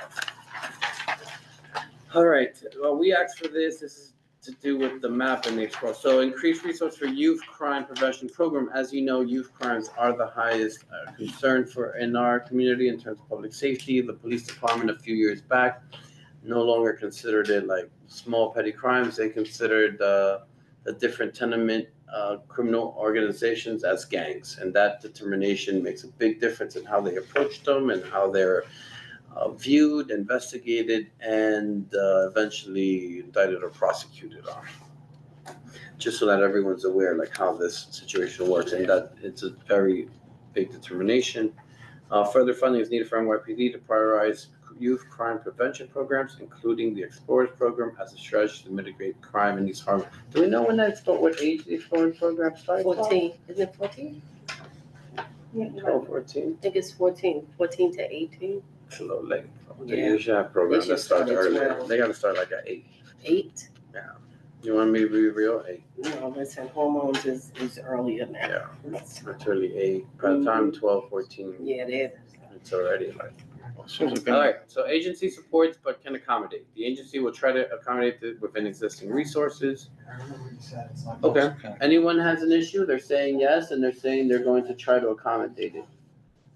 I'm not sure Well, we it can says add. they can't, and then it says they Right. can, so it's actually contradicting. Yeah, So but they- cannot so the police department does not fund the explorers program. We talked about that. The police foundation does, and So that's a then- private organization. This may not even have to be here then. But then why are they saying they can't try to accommodate it within existing resources? Is it possible that the foundation gives them the money to do it? They do. They do. Like, So then when it they comes have to, like, funds. events for youth, the NYPD Explorers, they'll fund it. So they're still a part of NYPD. What would we but they're the talk nonprofit. NYPD until so they can give us clarity? Yeah, when you guys have your district budget consultations in the summer, it's better to ask these specific budget questions to those reps that are gonna be representing. Because it's not like, you can just ask Detective Powers. No, that's way. Right, so, Got it. when the district needs and budget committee, convenes for that, yeah, those will be the questions that you'll ask specifically. And then might be able to help to submit more targeted budget responses for October going into November. Sage, so you can keep it on your radar. This particular request is a little confusing. We might need to get clarity where the funding comes from the Explorers program. Is it private from the Police Foundation, or is it NYPD, or does the Police Foundation, which is a private entity, give it to the NYPD? We're not very clear on that. Yeah, this is something we were talking about when we submitted this request. Kyoko is the one who brought this up, and I think we just never really addressed it. Yeah, no, so that's what I'm saying. Let's keep it on ours, so when we're doing that next round, so it doesn't happen to us again. All right, the next one is right underneath it. Hire additional staff to address specific crimes, drug, gang-related vice. Explanation, hire additional staff to address specific crimes and increase resources for NYPD narcotics program in high priority quarters, 116 between Lex and Madison, 125th Lex and Madison, 124th Lex and 3rd, Taino Tower area, 117 between Park and First, 110th between Lexington and Park. I love how it's very specific. Agency supports but cannot accommodate. NYPD's narcotic enforcement resources are deployed on a borough-wide basis, are available to all precincts within the borough. Should be brought to attention of the local precinct commander. So then we're gonna have to go to the local precinct commander about this. This is 2.5 and 2.3 depending on the area. Anything on 115th south side is 2.3, but the majority of this is 2.5. First and 110th, Lexington Park is probably the only 1.2.3, but So, the answer to this one, the reason why it says agency cannot accommodate is that that's not how resources work, unfortunately. We can request, but it goes based on a CompStat. So right now, we have the lowest CompStat in New York City. We're not gonna get more resources to the area. What is CompStat? It's the stats of the crimes in the community. We just got awarded for being the lowest. I guess that's a good thing. It is a great thing, but that's how resources work. That means that they have been working. Well, the stats are tied to enforcement, so if they're not. no, actually, let me correct you on that.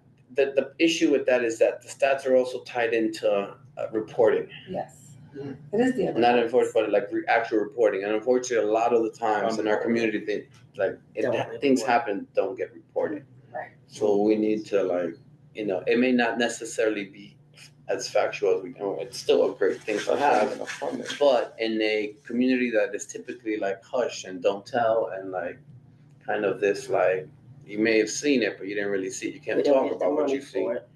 It causes this issue. There was like a study put on gentrification, and what they said, it's not gentrification that changes neighborhoods. It's just that the people that come in tend to 311 and 911 and they see something in 311 and 911 and they start reporting with more frequency. And I found it really interesting.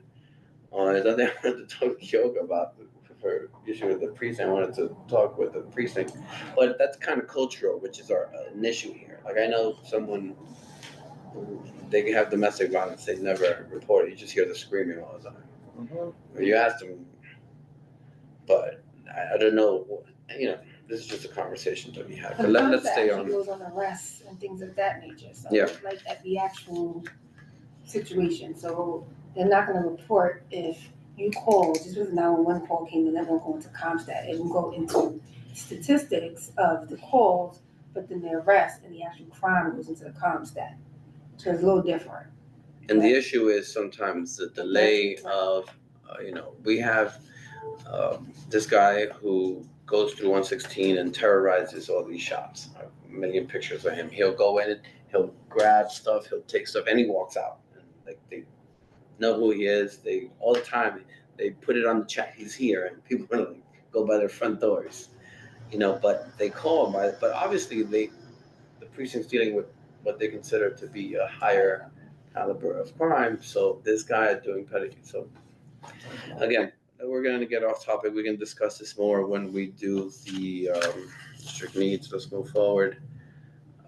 Last one, provide resources to train officers in community policing. NYPD should allocate existing resources toward improving police community relations, increase accountability, communication, transparency, etc. Here we once again talk about the explorers.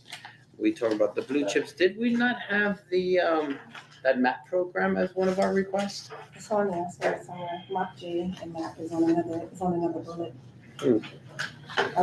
Agency supports but cannot accommodate. The agency will try to accommodate this issue within existing resources, but that doesn't make sense because they could have just said, "Quote, we'll try to accommodate." It says cannot accommodate. So again, we have this lack of transparency. Is it private? Is it public? How does this funding work?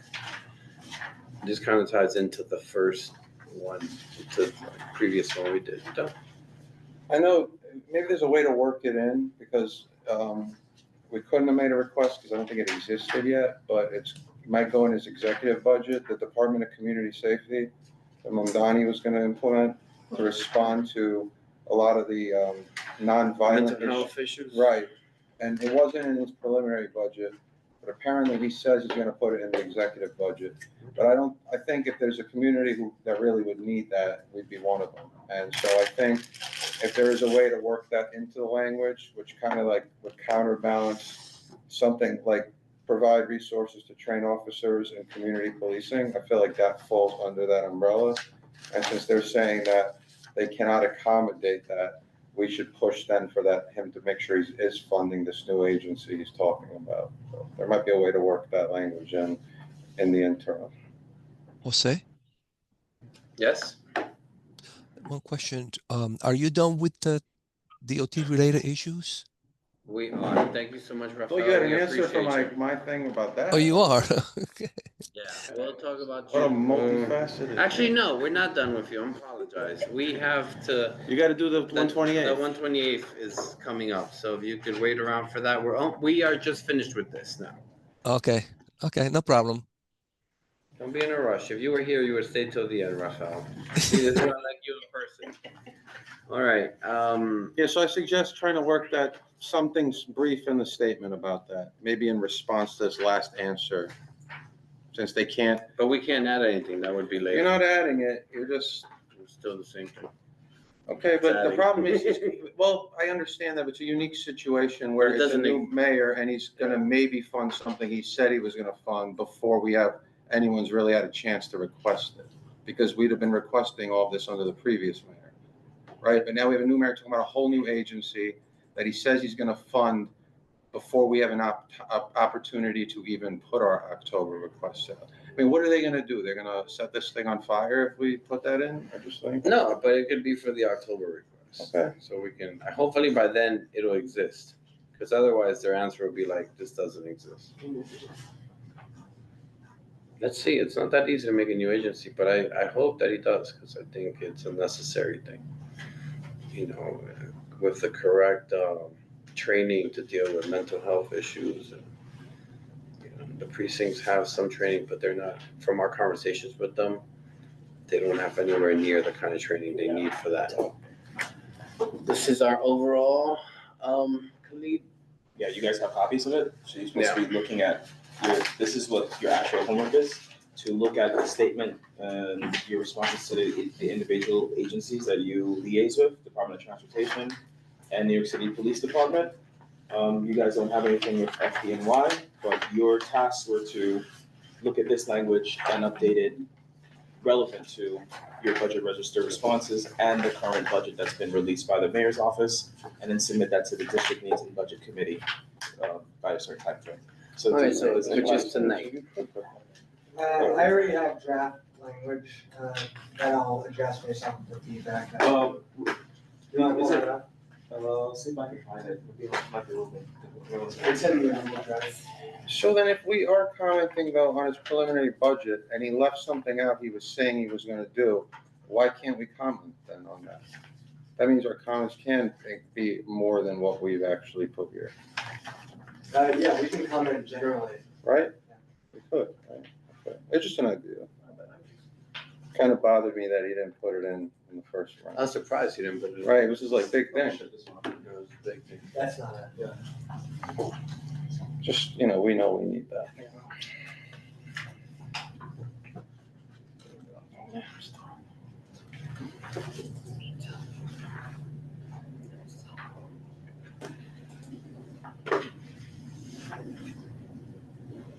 Yes. You add it. That's what I forgot to do. I wrote it on I'm sorry? I wrote my stuff.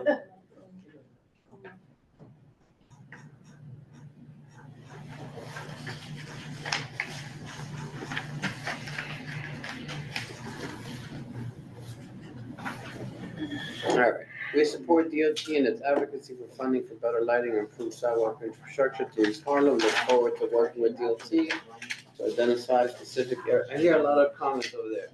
Sage, if anyone should be focused on this, it should be you. Leslie, pay attention, because we have to make this tonight. Sage has a deadline by tomorrow, right? Exactly. I've got a million emails from you, and now you're distracting me. I mean, that's the committee's deadline. Exactly. So, but it's your deadline. So we'll start from the beginning. This is the language that Sage has drafted up based on the previous language, somewhat similar, right? We support DOT and its advocacy for funding for better lighting and improved sidewalk infrastructure throughout East Harlem. Look forward to working with DOT to identify specific areas of concern within the district. 173rd Street between Park. Can we change it to Madison and Lexington? Yes. Okay. I feel like this has changed in the last. I haven't touched it, so I saw it and I did something separate, but not there. So within the district, there should be 117th Street between Madison and Lexington, should be 2 blocks in particular we've been asking for. We've had a lot of violence over here, particularly a shooting that happened, which is between Park and Madison. Beneath the Park Avenue Viaduct, the area surrounding the FDNY Engine 35 Ladder 14, Battalion 14, between 124 and 125th Street, 3rd Avenue, including around NYCHA development. All right. We understand the DOT has agreed to provide feasibility studies for the areas identified. We urge that once studied, their funding be allocated to implement new lighting and make any necessary repairs to existing lighting, sidewalks, and other pedestrian structures. I think we should add the language in regard to the trees, or where particularly in the summer where the tree growth, the tree canopy covers the lighting, that they should implement adding a fixture below, not removing anything, because God forbid they have to do extra, but just adding lighting fixture. I'll send that work to Rafael tomorrow of what was done at Marcus Garvey.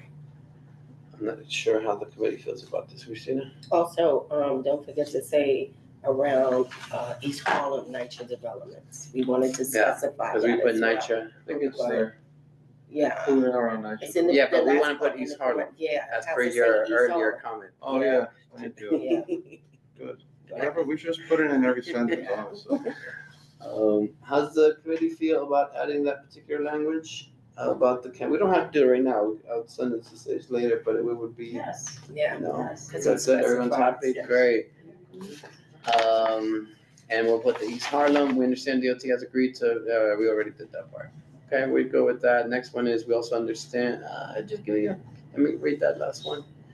Does understand DOT agreed to provide a feasibility study for residential parking program. We urge once studied, necessary funding be allocated to the next program. We look forward to working with. So we're going to get some info that's worth staying there because it's definitely something we want. Yeah, and they did not agree. We also need to figure out like how many. Like I know of one household who has 6 cars. 6 cars, one household, with 3 drivers. It's like 2 apiece. Yeah, they should say, we will, talk to our elected officials or something, because they did not agree to do it. They asked us to try and make one happen or something. They actually said that this would be a state legislature, so we would have to first figure that out. Can we also specify what neighborhood? Because if we're doing, if they're just Add gonna East do. Harlem to it as well. Right, yeah. Yeah, I think, this has changed, because in, Can you make sure you send me the language that you brought up? And then yeah, now. because this is copying what we had on the last year's, and that's not what I have in this year's. I'm not sure, because we're making so many different documents, it's becoming, we should really be using this one and redlining. Like, that's what we should be doing. Like, you should just add your part underneath so that we can compare the two and then kind of mix the two, but instead of making a separate document, which gets confusing. I agree. So in terms of parking, who authorized or who allowed? We're figuring that out. It's gonna, I think they saying it's state. Enterprise, That was the city, that's a different problem. that's a big issue here, because they're taking away a lot of parking. I know, but that's not an issue for right now. This has nothing to do with it. We gotta keep on focused. We can talk about that later. NYPD? Remember when it says like, keep the discussion? Yeah, our next one. But I agree. Here we go, NYPD. Well, this may be what we have last year, Khalid. Or maybe Sage. I think this whole document is just a copy. Or maybe Sage, yeah, no, you're right, this is it, but Sage may have his own. This is a statement of FY 2027 preliminary budget Yeah. draft from precedent. Yeah, Is that's not fair. This is not it? I don't know if it's gonna be. Okay, so I'm in fiscal year 2027 district needs and budget folder for the board members drive. So let me know where I should be going. Maybe down there where it says working draft clean, a little more up. It's just called statement on the fiscal year 2027 preliminary budget draft in all caps. Again, this is getting confusing. We need to have a better. Sorry, say that again. Statement on the fiscal, and then everything is in there. I don't see this. I see one that says clean. Alright. Then is it in mayor's preliminary budget folder 2027? It may be. Okay, there we go. Yeah. All right. Alright, we'll have this discussion another time. Alrighty, got it. Oh, sweet.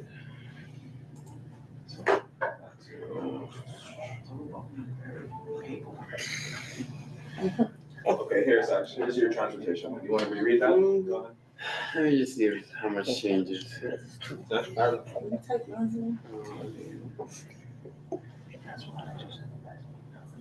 All right, I'll reread it for the record. CB11 continues to urge the Department of Transportation to prioritize improved street lighting in East Harlem, including on 1st Street between Park and Madison. Okay, so now we're leaving out Lexington. So we need to make that change, Lexington through Madison, where residents have repeatedly raised concerns. While we understand that a needs assessment must be conducted, CB11, the city should be more proactive approach to evaluate lighting conditions corridors where residents have already identified deficiencies. We have been asking for this particular location to be addressed for years and nothing has happened. CB11 urges DOT to conduct necessary studies. We're gonna add to this the canopy thing, which we already agreed to. I'll do it tonight, and then I have access to this, correct? Yeah. To this particular one? Good. CB11 also urges DOT to prioritize repair sidewalk infrastructure on 124th. Okay, we talked about that. Poor condition, potholes, uneven. All right, doesn't look terrible. Finally, CB11 continues to advocate for study on the implementation of residential parking program in East Harlem. Residents frequently report difficulty finding parking due to commuters and non-resident vehicles occupying limited street parking for extended periods. While we understand that implementing such a program requires action from the state, but a study from DOT on the feasibility of such a program would help the state make progress on the matter. Okay. Seems reasonable. Yeah, the fire department. CB11 is great for FDNY support for and willingness to accommodate our request to allocate additional resources to promptly address serious quality of life and safety concerns related to individual loitering and disrupting public spaces due to the use of serious narcotics, ensuring both timely medical intervention and reduce interruption to residents and businesses. Anyone have an issue with this? Or Yeah, questions it's or not fire concerns? department, it's the EMS side when it comes to narcotic use. It's serious. Aren't they It under all the goes same to the department? They are, but then when you say fire department, I would put East Harlem again at the end. We'll put East Harlem all over it. quality of life, no. So we'll add EMS to it as well, Yes, but it is the EMS. same department though. It's the same department, it's a big umbrella. We're in the FDM. I know. All right, but we'll put it there. Actually, does Leslie have access to this or? Yes, all I board think members. anybody who has the link has access. All board members have access to the board member drive. Good, so I need that added tonight. You got Chief. No, you figure out where you wanna put EMS in there. Send it to me tonight. Yeah, this is a board member activity. Chief Yeah. Flynn can assist. This has nothing to do with Chief Flynn. Police department. Community Board 11 is concerned that current NYPD resource strategy is not sufficient addressing the persistent public safety challenges in East Harlem. Residents continue to report ongoing issues related to narcotic activity, quality of life conditions in several high priority corridors, including along 116th Street, 125th, 124th, the Tower area locations. Let me just go through this. CB11 is aware that narcotics enforcement team for the east side of Manhattan are based on the 25th precinct. Despite that, years of advocacy engagement with the local precincts have yielded minimal results. CB11 believes that the concentration of complaints and visible activity in these corridors warrant increased attention. Yeah, I see, but that doesn't also go with what Kayoga told us earlier, which we have the lowest comp stats in the city. So maybe we should make a reference to what you said, that that a lot of it's underreported. Can you repeat what you just said?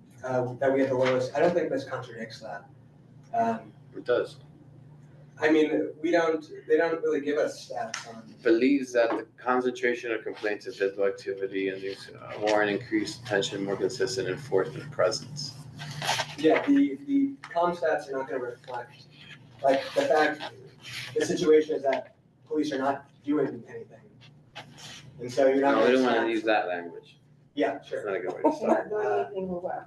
Yeah. No, I love the. No, I rephrase. didn't say that, I was just asking, I don't know what you were saying. Like, you're not gonna, if you're trying to cite comm stats for narcotics enforcement, like, you're not gonna, the fact that we don't have enforcement, that's not gonna come up on comm stats.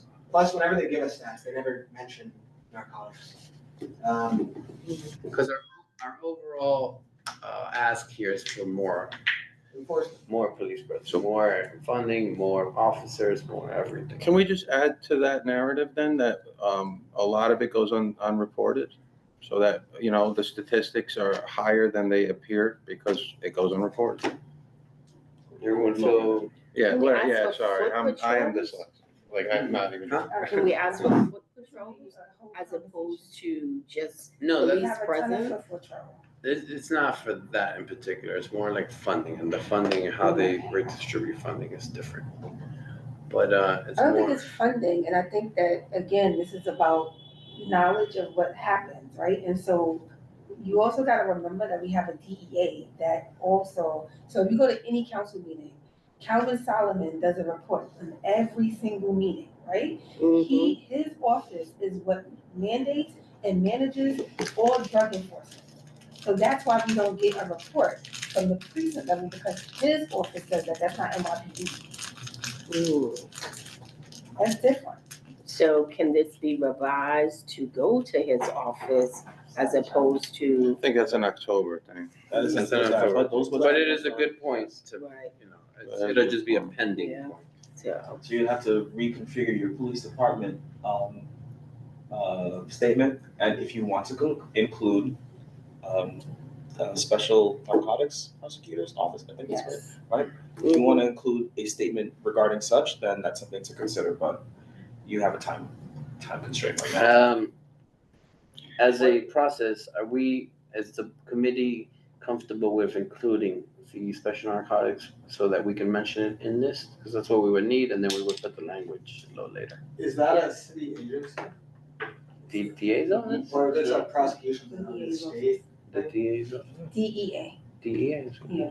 Drug enforcement agency. Well, DEA is a federal So it's two. So the DEA, they have the federal level, and then they have, there's a drug enforcement level in the city as well, which is what Calvin Solomon works for. Yeah, we're talking about the one city-based, not the one you see in the movies. I haven't seen that listed as a city agency. Can we reach So out I think to, it must be in somebody else. Can we just It's bring under it in? NYPD, I would imagine, but We bring can them in, cite yeah. them that's what I more was gonna say, specifically. yeah. Okay. Can we reach out to Calvin Solomon and ask him to attend a meeting, and then he can I think I'm gonna, clarify if you this give me a for us. minute when we're all done, I think I'm gonna say something that might make us all feel better about the process moving forward. Yeah. Give me 1 But minute at the end, and that's an I'll idea. quell these issues. It would be under NYPD. Yeah, just specifically mentioning that department. That's what Yeah. we're saying. So what we want is, the committee is comfortable with mentioning that particular department as a singular being, because since we have a drug issue, right? Yeah. Okay, great. It's just so many details. Can I just make one more comment? There's a lot of details that, again, this is about education, right? And so a lot of the language that we have here doesn't reflect what should be here, because the education behind the drug enforcement and why we have certain drug enforcement in East Harlem.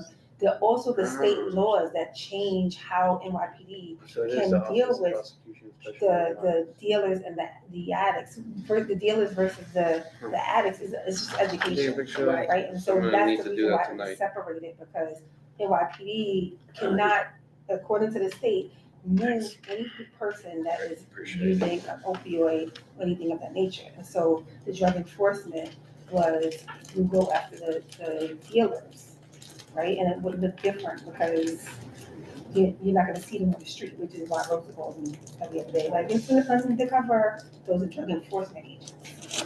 But it still falls under It NYPD. still falls It under is a NYPD. department of the NYPD. But they also cover a larger part, which is what we. What's a larger part? So they don't cover just the 25th precinct. Or No, they cover have the a- city as a whole. Yeah, they have a housing unit in the 25th precinct. So if they get arrested in 2-3 and PSA 5, they still come to the 2-5 because we have a housing unit for them, which is what people mistake.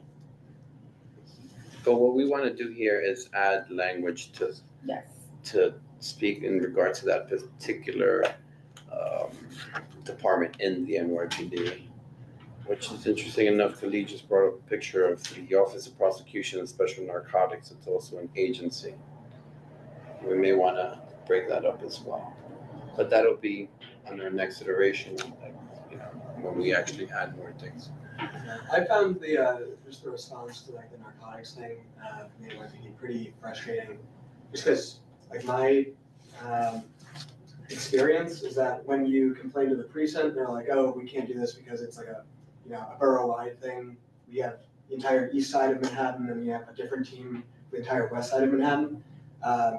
And then when you submit something to the city like we've done, they say, oh, you gotta go to your precinct, but that didn't work. Right, so you're getting conflicting. Yeah. Yeah, that is absolutely understandable.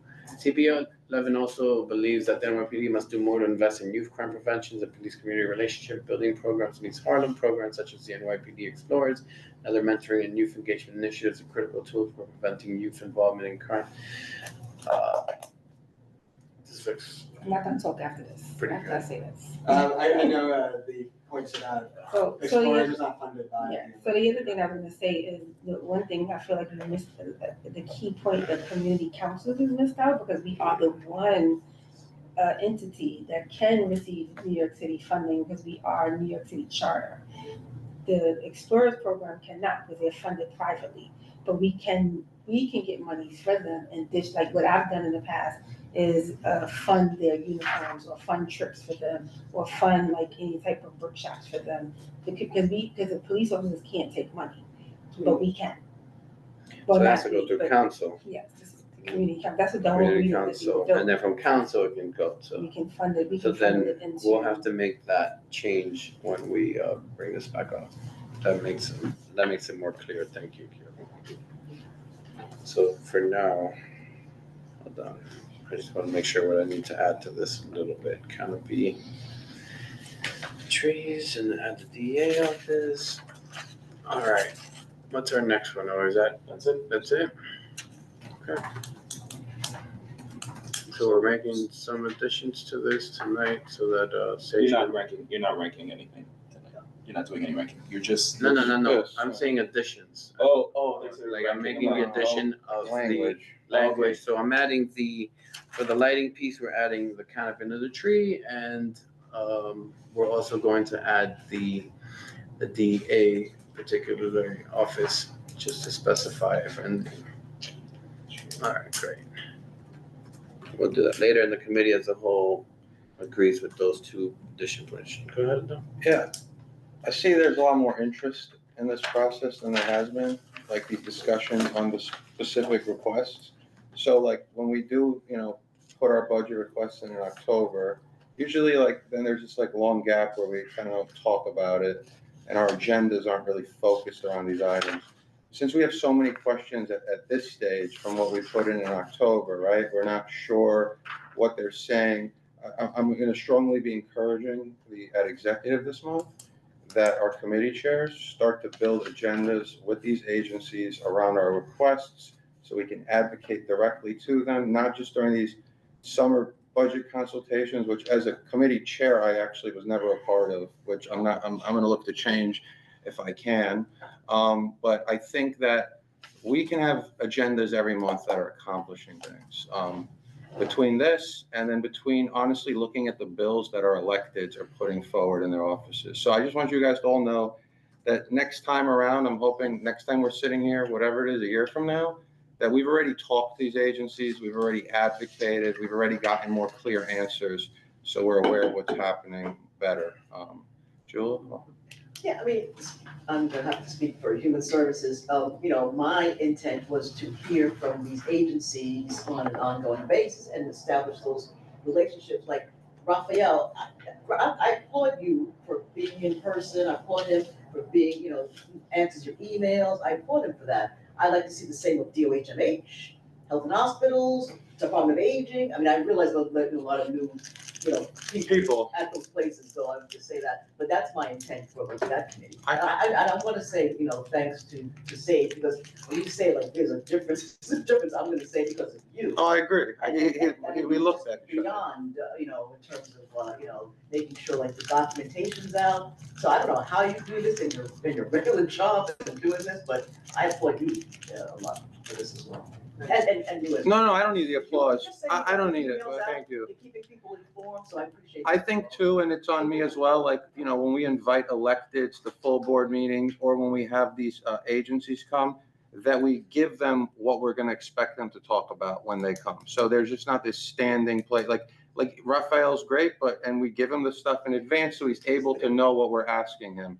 We gotta do that consistently. You'll have to work with your liaison and Angel to further those relationships, those point persons. And in our budget consultations, we can tell them that's expected. And do it in a way where it's not abrasive, we don't, and something we'll bring up at full board, our goal here is to get things done for the community, not to complain and not to humiliate and not to debase people. Sure. Our goal is to do the best for our community, and sometimes I feel like we're losing that goal, and we focus more on the complaining part than we do on actually the kind of being effective at it. But that's just a different topic. But I definitely agree with you where when you have someone like a Rafael who's consistently there, it makes everything slightly easier because we don't always get what we want. We're gonna move on because we have a robust agenda. We have two more things. We'll probably get to one. And we're not staying here past none. I don't like having long meetings. I kidnapped Khalid the other day and I took him down here. We were about underneath where those two people were walking in front of the school. He had his very cool sunglasses on. So this is all changing. There's a capital project that's coming. And just to make it easier, I'm gonna scoot behind Khalid for a second so that you can all understand what's going to happen. Rafael, apologies if you can or can't see me, but you know what this project is going to look like. They're gonna make a big street extension here. This street is gonna go up. They're gonna have a traffic light here. So the traffic light will stop here, and anyone coming on here from the school or everywhere else We'll have to wait for a traffic light as well. So this street extension will be there so people can have easier time to cross, at least that's what they're telling us. So this is not ADA compliant. You see these steps? Also, this is in terrible disarray. Most people do this. If you've ever crossed this, which I have frequently, you just walk. You don't use that thing. So this will all be removed and they're going to create this, and over here they will have another large O. So this will go from what it is now, which is 3 lanes, into roughly 2. They don't have a rendering of the new one? You probably do. It's not a complete rendering, but I like that view. Is that what it's supposed to look like? No. Oh, these are examples? I don't know what they're. That was the Intrepid. I was like, what is that? That was the Intrepid. All this, but. Here we go. This is the example. Right? Basically, what I told you, go up, traffic light will be, there's traffic light here, traffic light here. If you know, this is extensive, like traffic in the morning and like practically till like almost 12. Like it's partially like, And then if there's an event there on Sundays, forget it. Everybody's a little triple parking. yeah, let's stop here. Saturdays. So we walked here. Our suggestion to them was to make this 2 ways. This particular street here is very unique in our neighborhood because you go up 3rd Avenue and it is a one-way west and there's a one-way east. One-way east, the only people that really use this for now, because most of this is empty, is when you're going to the FDR North. So you're going to the entrance, you go that way. This is how you go to the FDR North, but in terms of car counting there, it's very little. I think we were there for a little bit and we didn't see much traffic either way. You went during the. And then we went during You're gonna be like a turning. very easy time, which was probably 12, 1 a kid. So there'll be 2 ways, turning to the right and to the left. They have this downtown. Downtown 3rd Avenue has 2 ways until I think 14th Street. Yeah. No, 23rd. 23rd, so in that range. So instead of having this parking, we would request to make this 2-way so that this can then come down and alleviate this traffic. This traffic is from this off-ramp, from 128th Street, and from the FDR South. FDR exit also meets right about here. So all those cars come and meet right here in one light. And it is mayhem. So what people do here consistently, currently, is that they go against the one traffic, yeah. all the time. You can spend 15 minutes there and you'll see at least, and most of the time it'll be a city, a parts truck, I've seen a bus do it. Bus depot is also in this general area. I understand that this, when they first came to us, they said it was a draft, they were willing to talk to us about it, and then it went from that to like it's a done deal, but they still haven't done it. I would like us to revisit this so that we can, because this, when they put this into place, the traffic is going to back into the Bronx, which it already does, but slightly. But with a traffic light on right there, the traffic will go up to 138th Street. Was there a study conducted? Was there, like pedestrians getting like, No, the city is. Yes, Jose, may I? Sure. I'm just interested in why this. You know, came yeah, up. I know you don't see my hands up because. I don't. I'm walking around. Please, Rafael. This is why we were hoping you stayed. Let me kind of briefly talk about this, which I have discussed with the relevant units. What you are saying, what you've been saying for several years already, Jose, I was told it's not going to happen. A study, just to answer Adam's concerns about study, it has been done, thoroughly. They took a few years to do that, and this is what I've been informed, is that the bid opening is by the end of March, and they expect to be implementing by early next year. So this is a done deal. Well, they told us that a year ago that they were going to I start building. guess my question was, what brought this on? The bridge is not ADA. Well, if you, I'm so sorry that you missed the presentation, but if you go back on the slide, they have also found that there have been a lot of vehicular accidents. Okay, that's what I was asking for. I see that. Right. So if you go back to the slide, that you see a column that has been bent, and that was an accident underneath the bridge. And the bridge itself is not being used. So people are not using that pedestrian bridge. They cross. So what we want to do, we want to make that safer for people to cross, because people are still crossing underneath the bridge. So if we accomplish what we have planned, things will be better for the pedestrian there.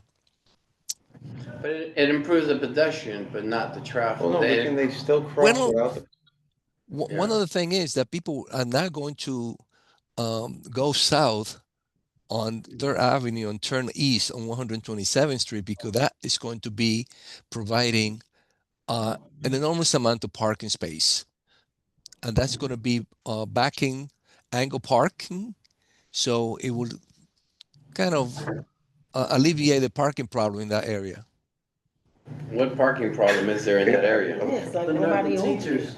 But wait, can I understand something? So besides the bridge not being ADA compliant, I do understand that part, but for people who are don't need that and they're not using the bridge, they're obviously just crossing that way because it's easier and it's more convenient, right? They're willing to take the chance of the safety. There's a picture. So couldn't they still be doing that with the new, or no, they can't? Well, No, they can. They're not going to do that.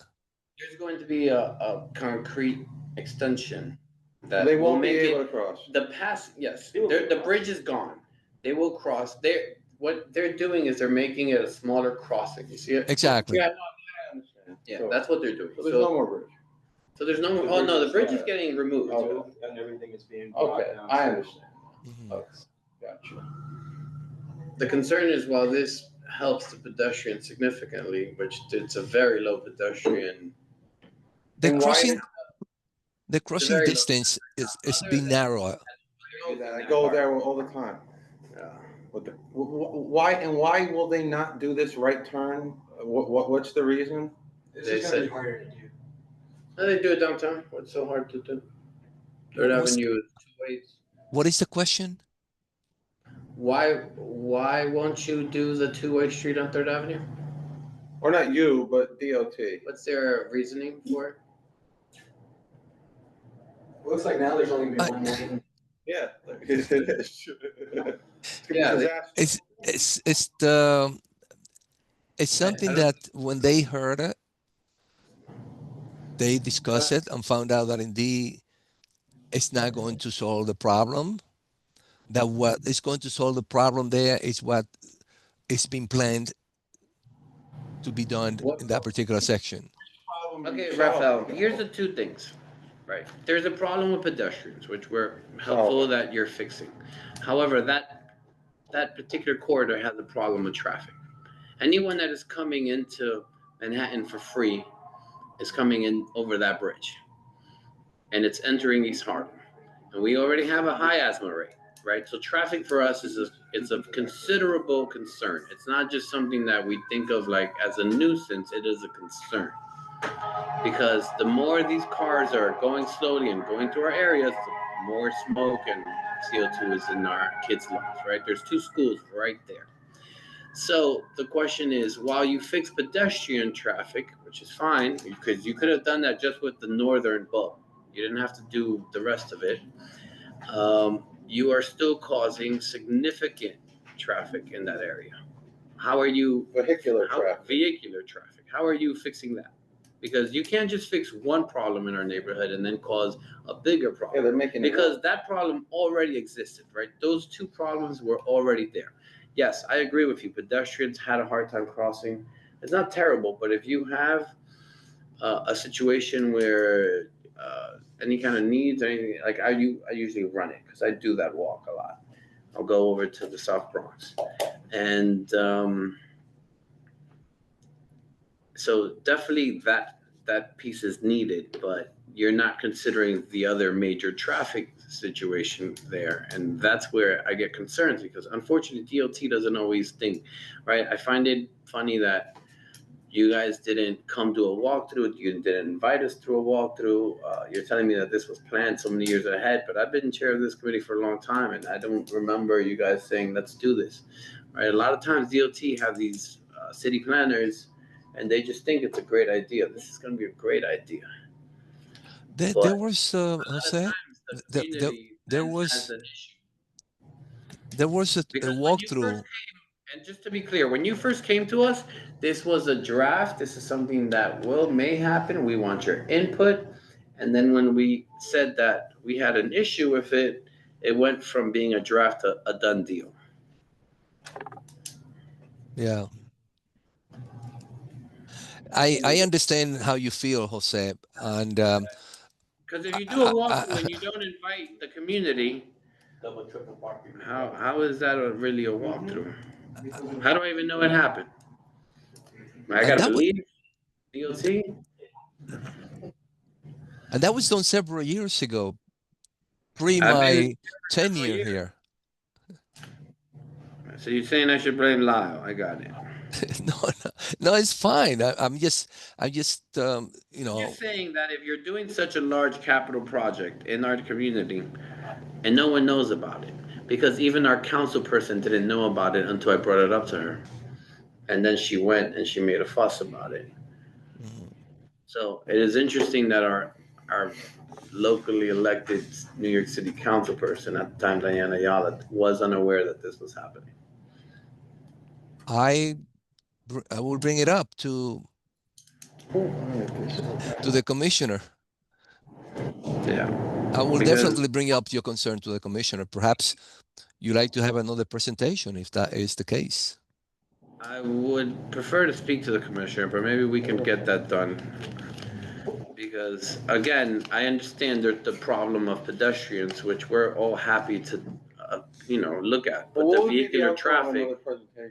No, that's why I don't want another presentation. You're gonna see the same thing. Like, that's not the point. The point is having a conversation with the commissioner, or so that he can see our concerns are more valid. It's not just about fixing one problem and then making the other problem significantly it's a bigger issue. Sage? Yeah, I think this, I get that the committee is kind of opposed to it, and I do think it's gonna create a traffic issue there. There's already a traffic issue there. Yeah, and so I'm not convinced that this is all bad. No one said it's all bad. Yeah, so I think the combination of, it's gonna make it harder to drive into East Harlem, which we were talking about that being sort of an issue for other reasons. Maybe fewer people are gonna end up here, taking parking away to avoid the congestion pricing downtown, because it's just gonna be harder to. What about the people that live here that have cars? Dawn's here, she's about to explode. Yeah, and I think that's where it really comes down to, some people want it to be easier to have a car here, and some people don't. Yeah. Regardless of the fact of different people's opinions, there's already a traffic issue there. And this is going to immensely make that issue. Well, you could do both if they let you. You could do both. If you could make that turn. That's what I'm saying. If you do both, you keep your pedestrian and you put the turn. And you definitely help, because 127th Street, and when we walk with Khalid, it's mostly empty. Yeah. You will see that it is 95% of the time empty, unless there is significant traffic on the FDR North. It is majority of the time completely empty. Yeah, but we're also gonna build a new park there with the greenway. So it's gonna be. That's at the end of, and then we're also going to have the Proton Center there. We're gonna have the burial center. It's gonna be a lot of stuff there, which for the most part, we should be concerned about having this kind of traffic entering there and having these vehicles kind of drive at a very, very slow rate and having that smoke kind of congest there. Okay, I don't know, I might be a little confused, right? Sure. But if we're making that right turn on 127th Street, that is directly. No, it's a left turn.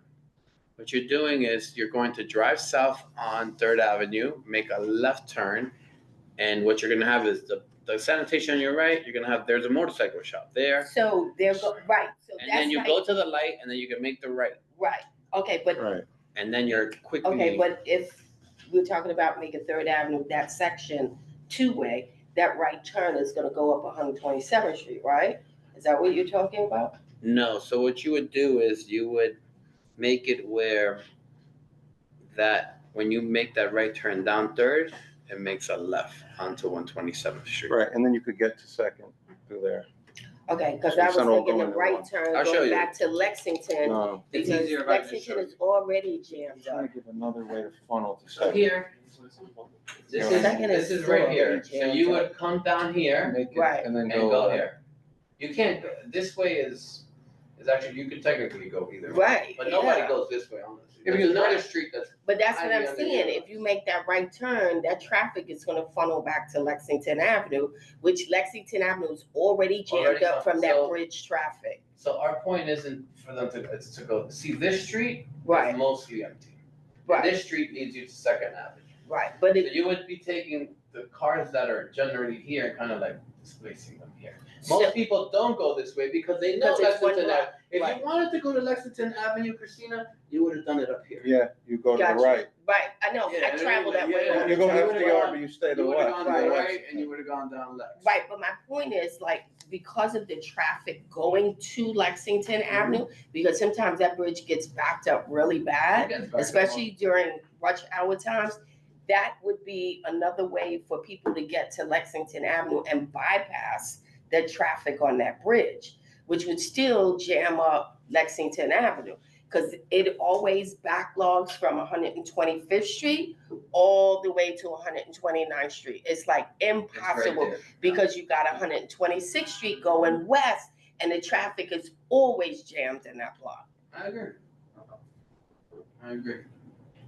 But Lexington Avenue has a huge congestion in that area. Yes, it I does. rarely would go down Lex. It'll be a I rare day. live on Lex, so I have no Yeah, choice. But sometimes it's easier to go down Second and come back. Right, At the end of the day, though, the issue is that we have a street on 127th Street that is highly underutilized. right. And they could utilize it. Mm-hmm. They just, someone up there decided that. You alleviating, because you're pulling it from this way out and then. Because I like it's the sort of- pedestrian part. Yeah, you could do I both. don't have an issue with the pedestrian Do part. I both. do think that there is a need for the pedestrians to have easier, and it is a park that we want to be better utilized, but I just run it, but not everyone can run it. And 20 years from now, like, I may not be able to run it as fast, and then I get hit by it, I'll be one of those 29 people that get hit. Right. Luckily, there has been no fatalities because of typically people drive so slow there, but people do get hit. But I guess what you're saying is there could be a solution to everything. And Yeah. so the question is, They could why make aren't this you more, doing it? and when they came to us in a drafting situation, or to get our opinion, and then we gave them our opinion, and they were just like, no, this is a done deal. That also irritates me. Like, don't come to me in good faith, and you're talking to me like we're having a conversation, but you're not conversing with me, you're just telling me. I think we should, we discussed it, but what is the committee's opinion? Go ahead, Sage. Just another point, I looked at the capital budget and, the city, or in the preliminary budget, is projecting allocating $11 million to this project. Oh, yeah, it's sizable. Yeah, which I think is. I don't know where they're putting 11 million. Concrete? They're removing a bridge and they're putting concrete. Most of it is going to, construction. Yeah. And then there's Concrete. items that are like. They're extending a sidewalk. That's what the only thing they're doing is extending the sidewalk. I have no idea where 11 million go. But how the city figures out how their money is spent is another separate discussion, because could you put the rendering, Khalid, of what it'll look like? There's no second floor, there's no like shelters, it'll just be a sidewalk extension. And the traffic light. They're gonna put 2 traffic lights and some trees. I mean, maybe they're $1 million trees, I'm not sure. Yeah, stuff is expensive. And, Yeah, when the government does it. The government does it, everything's expensive.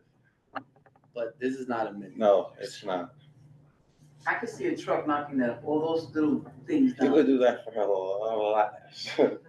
No, but when a truck comes from the Bronx. I don't even think, 100%. And they don't realize that you have to make a quick turn, or you have to stop and say, and they're gonna knock all that stuff out. I honestly don't even see $1 million here. No, I think it would be great if he could get you to speak to the commissioner, Yeah. so we could get an understanding of why they're opposing to that turn. Rafael, could you do that? You will speak, Jose, I will speak with the Manhattan Commissioner tomorrow. I'm going to bring it up. I'm going to bring up all of your concerns, and she See might. if you can get us a meeting. Excuse me. See if you can get us a meeting with her or him. Is it her? Okay. Okay. It's a her. It's Danielle. Oh, Daniel. Okay, if you could get us a meeting in regards to this particular project. We're Yeah. not taking a position tonight. I wanted to discuss it, but eventually, like, we'll probably take a position sooner than later because this will affect our community heavily. Make no mistake, this little $11 million, I can't even believe that's $1 million, will affect the flow of traffic tremendously. And it will affect the community, it'll affect that school, it'll affect that school, it'll affect all the housing in that area. And in this rate where you have high asthma, as we discussed earlier, having more vehicular traffic, because we'll be real, it's not gonna stop people from doing it. People will still do it. They will still drive it. Yeah, to avoid any, it's free, right? It's free. It's like the either that Brooklyn or you Bridge. take the bridge. Right. How much is the bridge now? And who's gonna be the people that are avoiding paying for the bridge? Exactly. You use the Willis Avenue Bridge? Willis Avenue. That's coming from the other way. That's the other way. And Willis coming is Major going D to the again. first. This is the It's 3rd coming, Avenue yeah. Bridge It's not the coming same. from the Bronx to. It's two different ways there. Yeah. Okay, let's move forward then.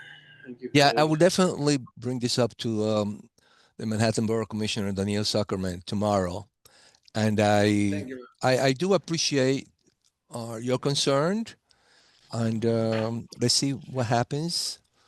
But I have to tell you that the information I got earlier was that the bid began this month, and they're looking to implement this project early next year. We appreciate you, Rafael, but hopefully we can do something about that. Thank you. And I will wait to hear from you in regards to this. I will let you know tomorrow. Thank you. All right. We have our. Have a good night. Anything else? Good night, Rafael. Appreciate you. Get some rest. Okay, thank you.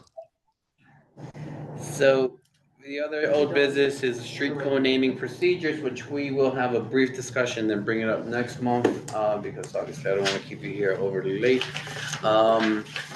There are some situations with street co-naming. A few years ago, the city council pushed back on certain street co-namings we did. Their message to us was like, basically like you need to reach a certain level of community involvement in order to be honored with a street renaming or co-naming. Otherwise, you can have it for like, we had a situation that I spoke to the gentleman already. He's been coming back and forth and he had some, but I explained to him exactly how it worked. So the way it works is that a city council can choose, a council person can do whatever street renaming they want. It's within their purview. It's happened before here in East Harlem for tragic situations. The AK houses, the young lady that was killed there, the girl that was killed in Burger King, where these are like tragic events, and even though they didn't meet the requirement of like, because they were young, right? They were kids, basically, and tragic. So the council person is able to do that. But a few years ago, they gave us certain requirements and limits as to where we are. Because otherwise, we were kind of doing a street renaming every week. It was, when I first joined the board, it was like 10 a month. Everybody was, right? And most of them were just sure. But eventually, like, we have to understand that, we can't really rename it for every loved one we have because there's just a limit of how many streets we have. And then it loses its value. Over the last few years, we've been better, but our language, right, Khalid, has not been updated in regards to, like, it's been the same language. Could you pull up that, or is it here? Do we have it here? Oh, okay. Khalid, you're the best. So this is the language. I want you guys to look at it, because I went through it. I also looked at Community Board 12, different community board members. They have more inclusive language as to like that particular piece of like, this person needed to meet these requirements, 10 years service, some of them do 15 years service. What was their community involvement? What did they do? How were they done? Very like specific. I would like us to reach that level. I'm gonna be sending you some different examples from different community boards. Sage, in your legal expertise, you can help us to formulate a kind of, put them together. You know, this is gonna be fun for you, right? I'll read it. Yeah. So I do think that we need to look at this, because we don't wanna waste anyone's time. We don't wanna mislead people. There was some confusion there that we luckily have cleared up. There was an individual, Samuel Moore, who was very upset in the situation, and rightfully so. I had a very long conversation with him and explained to him like the whole procedure. Like it's procedure for us. It has to be A, B, C. But our procedure has to be more clearly formulated. The language has to be more, because it's not there. And then we don't want to be in this gray area where we get to choose and pick. You know, and that happened recently. We passed a street renaming up here that probably shouldn't have been done. I know. And unfortunately, but now we fall in that category. And that particular request was denied previously, and however, it just kind of made its way through, because at full board, the rest of the body is expecting this committee to do its job. And if this committee's not doing its job, then it falls on this committee. That's just how it is. Like, we have to have the accountability, otherwise what are we doing? Like, if I'm in full board and I do not sit on this committee, and I have never sat on this committee, I'm expecting that you guys did your job and your due diligence, and based on that, I'm going to always say, I support the committee. Because most of the time, that's what we do. We support the committee. I had never been to youth and education before these last 2 months. But most of the time, I expect that they're doing their job. And so when they bring something up, I'm like, what do I know about schools? I don't know. I went to school. That's the only thing I know about schools, but I don't know the inner workings, everything else. Sure, if the committee went through it. So we need to do our job, and we want to look at this more clearly. So we'll probably be sending you out a few different mentions. With the renaming thing that you just mentioned, come through, has city council approved that, or is that? I think it goes up, or I don't know if they approved it, honestly. No, I do it twice a year. They do it twice a year, but I have to look and see what they approve. I think there's already. I think if they did it or didn't do it, it would have been December. I think it's December and May, if I'm not wrong. And then the other thing is just, I think this, whatever we decide on, it just puts us in an awkward position. Okay, that's how it has to be. Being a community board. Like, that's our responsibility. It's literally our job, yeah. Right, we have to kind of draw the line at some point where,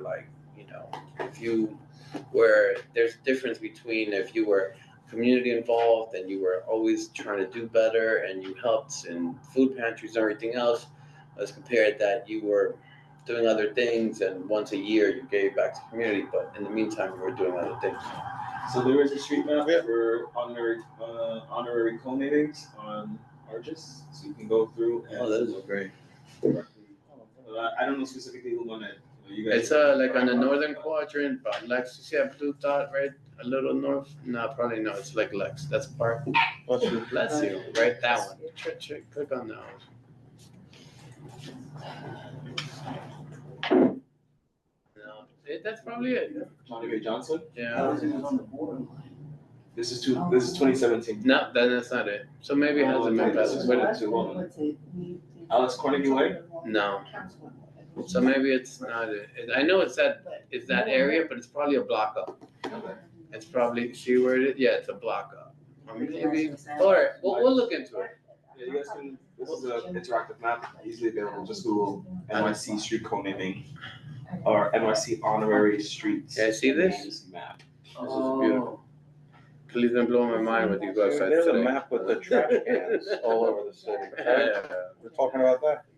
All right, but again, this will be a work in progress. I wanted to bring it up to you. I'm gonna send you certain other examples, but if you find something yourselves, please feel free to help. Something we've been speaking with our chair, Dambriha, is like, we need the committee to like help their chair, every committee, not this one, like every committee should be bringing things up to their chair.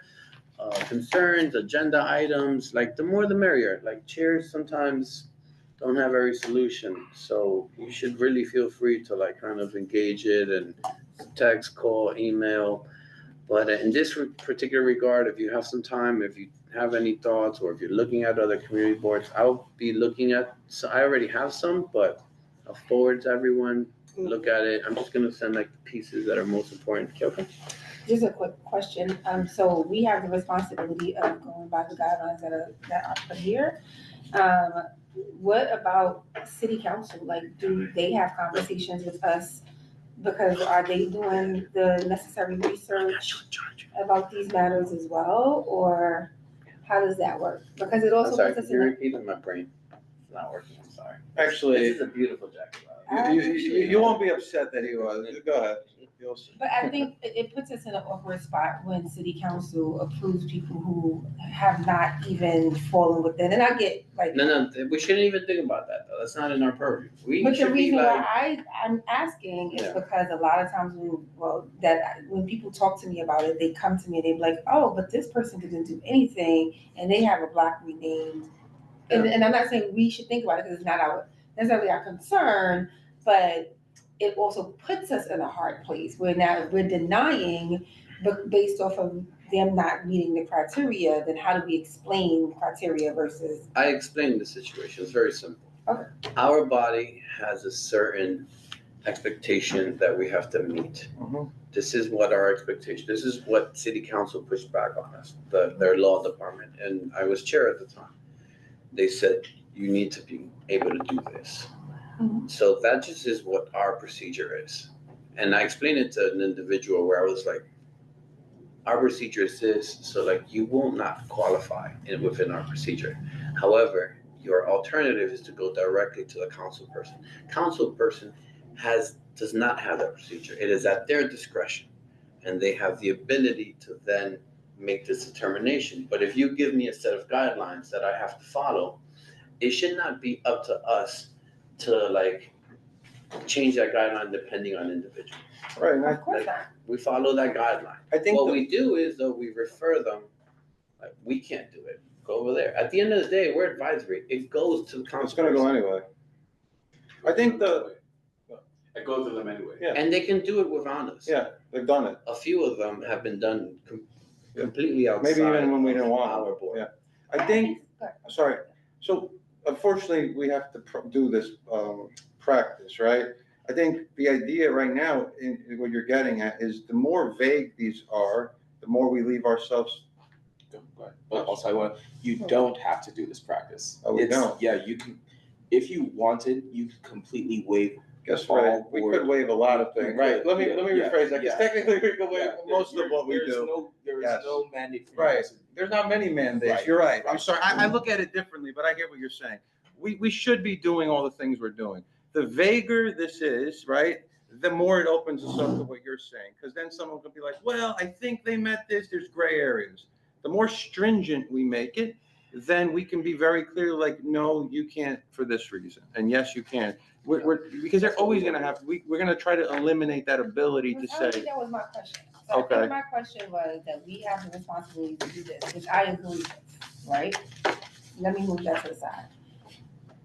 Do we have, so if they go directly to city council, does the city council have, and I know they can do whatever they want to do, but if they've come to us first, we said no, they go straight to city council, do they do the same diligent work of researching? That's gonna be on the city council's Okay, office. that's what we're. Because they've come to us and asked, hey, has this person gotten any support from the community board? And we'll answer yes or no. And the council's office can opt to move forward with it. They might not, or not even reach out to us like I've done with the previous examples, or they'll say, well, they'll recommend the applicant to come get our recommendation before they decide to move forward. But that's them brushing them off. I assume, does our recommendation go directly to them, When we to make the- it, to the yeah, county. yeah, Yes. so they get Depending it, on the street right, yeah. location, yes. Yeah, so, okay. And we would tell them to go to the city council. Jewel, sorry. Yeah, I'm trying to follow ground rules. I'm just a stickler with that. I don't No, want I to just shut couldn't up. see you. Everybody else did. But I'm just kidding. So I think we need to be clear in terms of this as well. I mean, you might think this is minor, but you're talking about co-naming and then you're saying renaming. And a lot of times when folks come here, we'll have to like correct them, it's co-naming. It's So- co-naming, yeah. Oh, so It's that's co-naming. renaming. Co-naming. Not There's no renaming, renaming. no. My apologies. All co-naming. Okay. The co-naming thing is just like. You can have more than one. Yes. As soon as. Yeah, you can have more than one co-name. Yes. That's what I said. No, I just. My again, apologies. renaming is. I may have said it. No, not you, just like the document says that you should. This is nothing about that. It's just a point of information before we adjourn. So if anybody else has questions before I speak. Okay, I just wanted to let everybody know because I missed the announcements part. I'm sorry I didn't hear you. To let you know that as of Monday, I am officially working for Eddie Gibbs' office as the community liaison. Oh, you're leaving or? Yeah. No, I'm still No, here. she's staying. I'm still here. Oh, okay. Yes, I'm still She's here. saying that we have a resource. Right, Even a better, even resource more than now.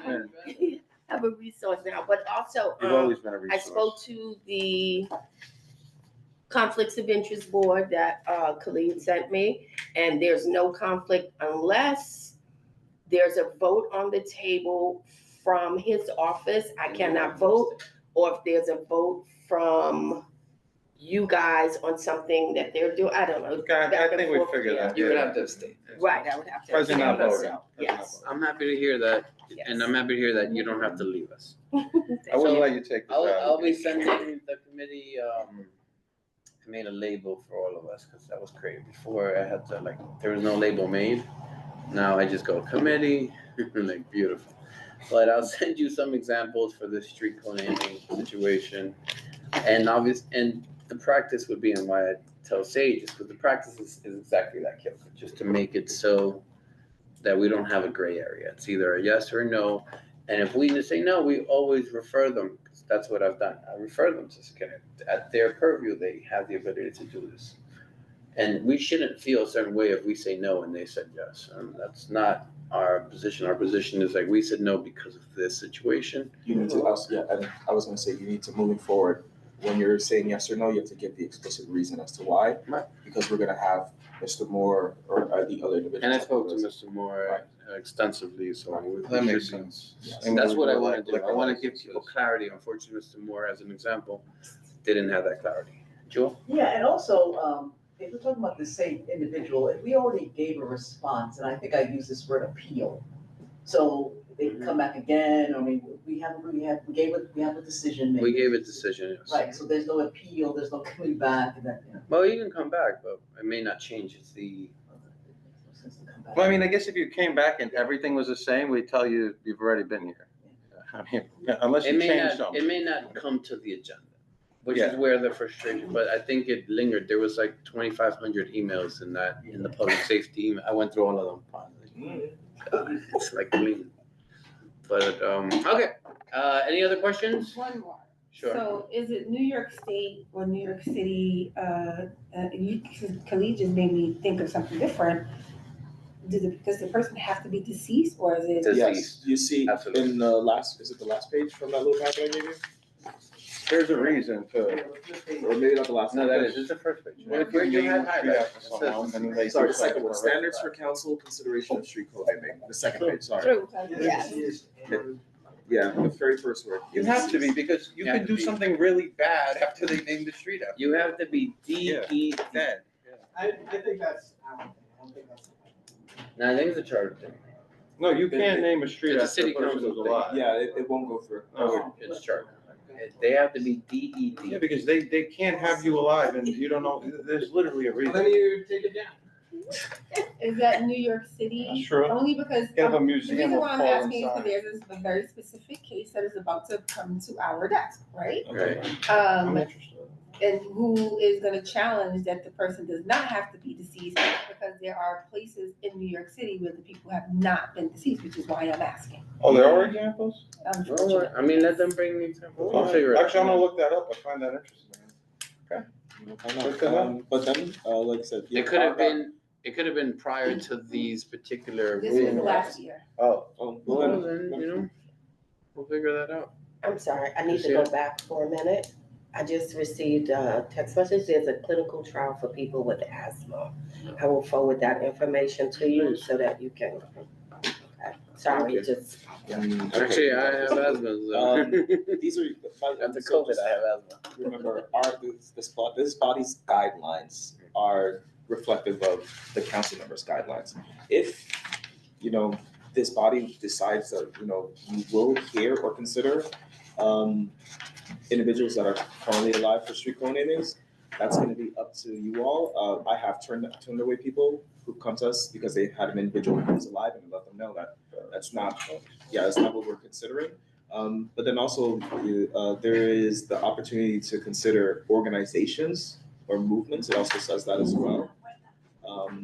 Organizations or cultural groups, it's also here as well. So, I mean, more or less a gray area, but it seems like that. Look, council members don't consider live individuals, but we can wait on that determination, and you all can move forward with how you want to review these.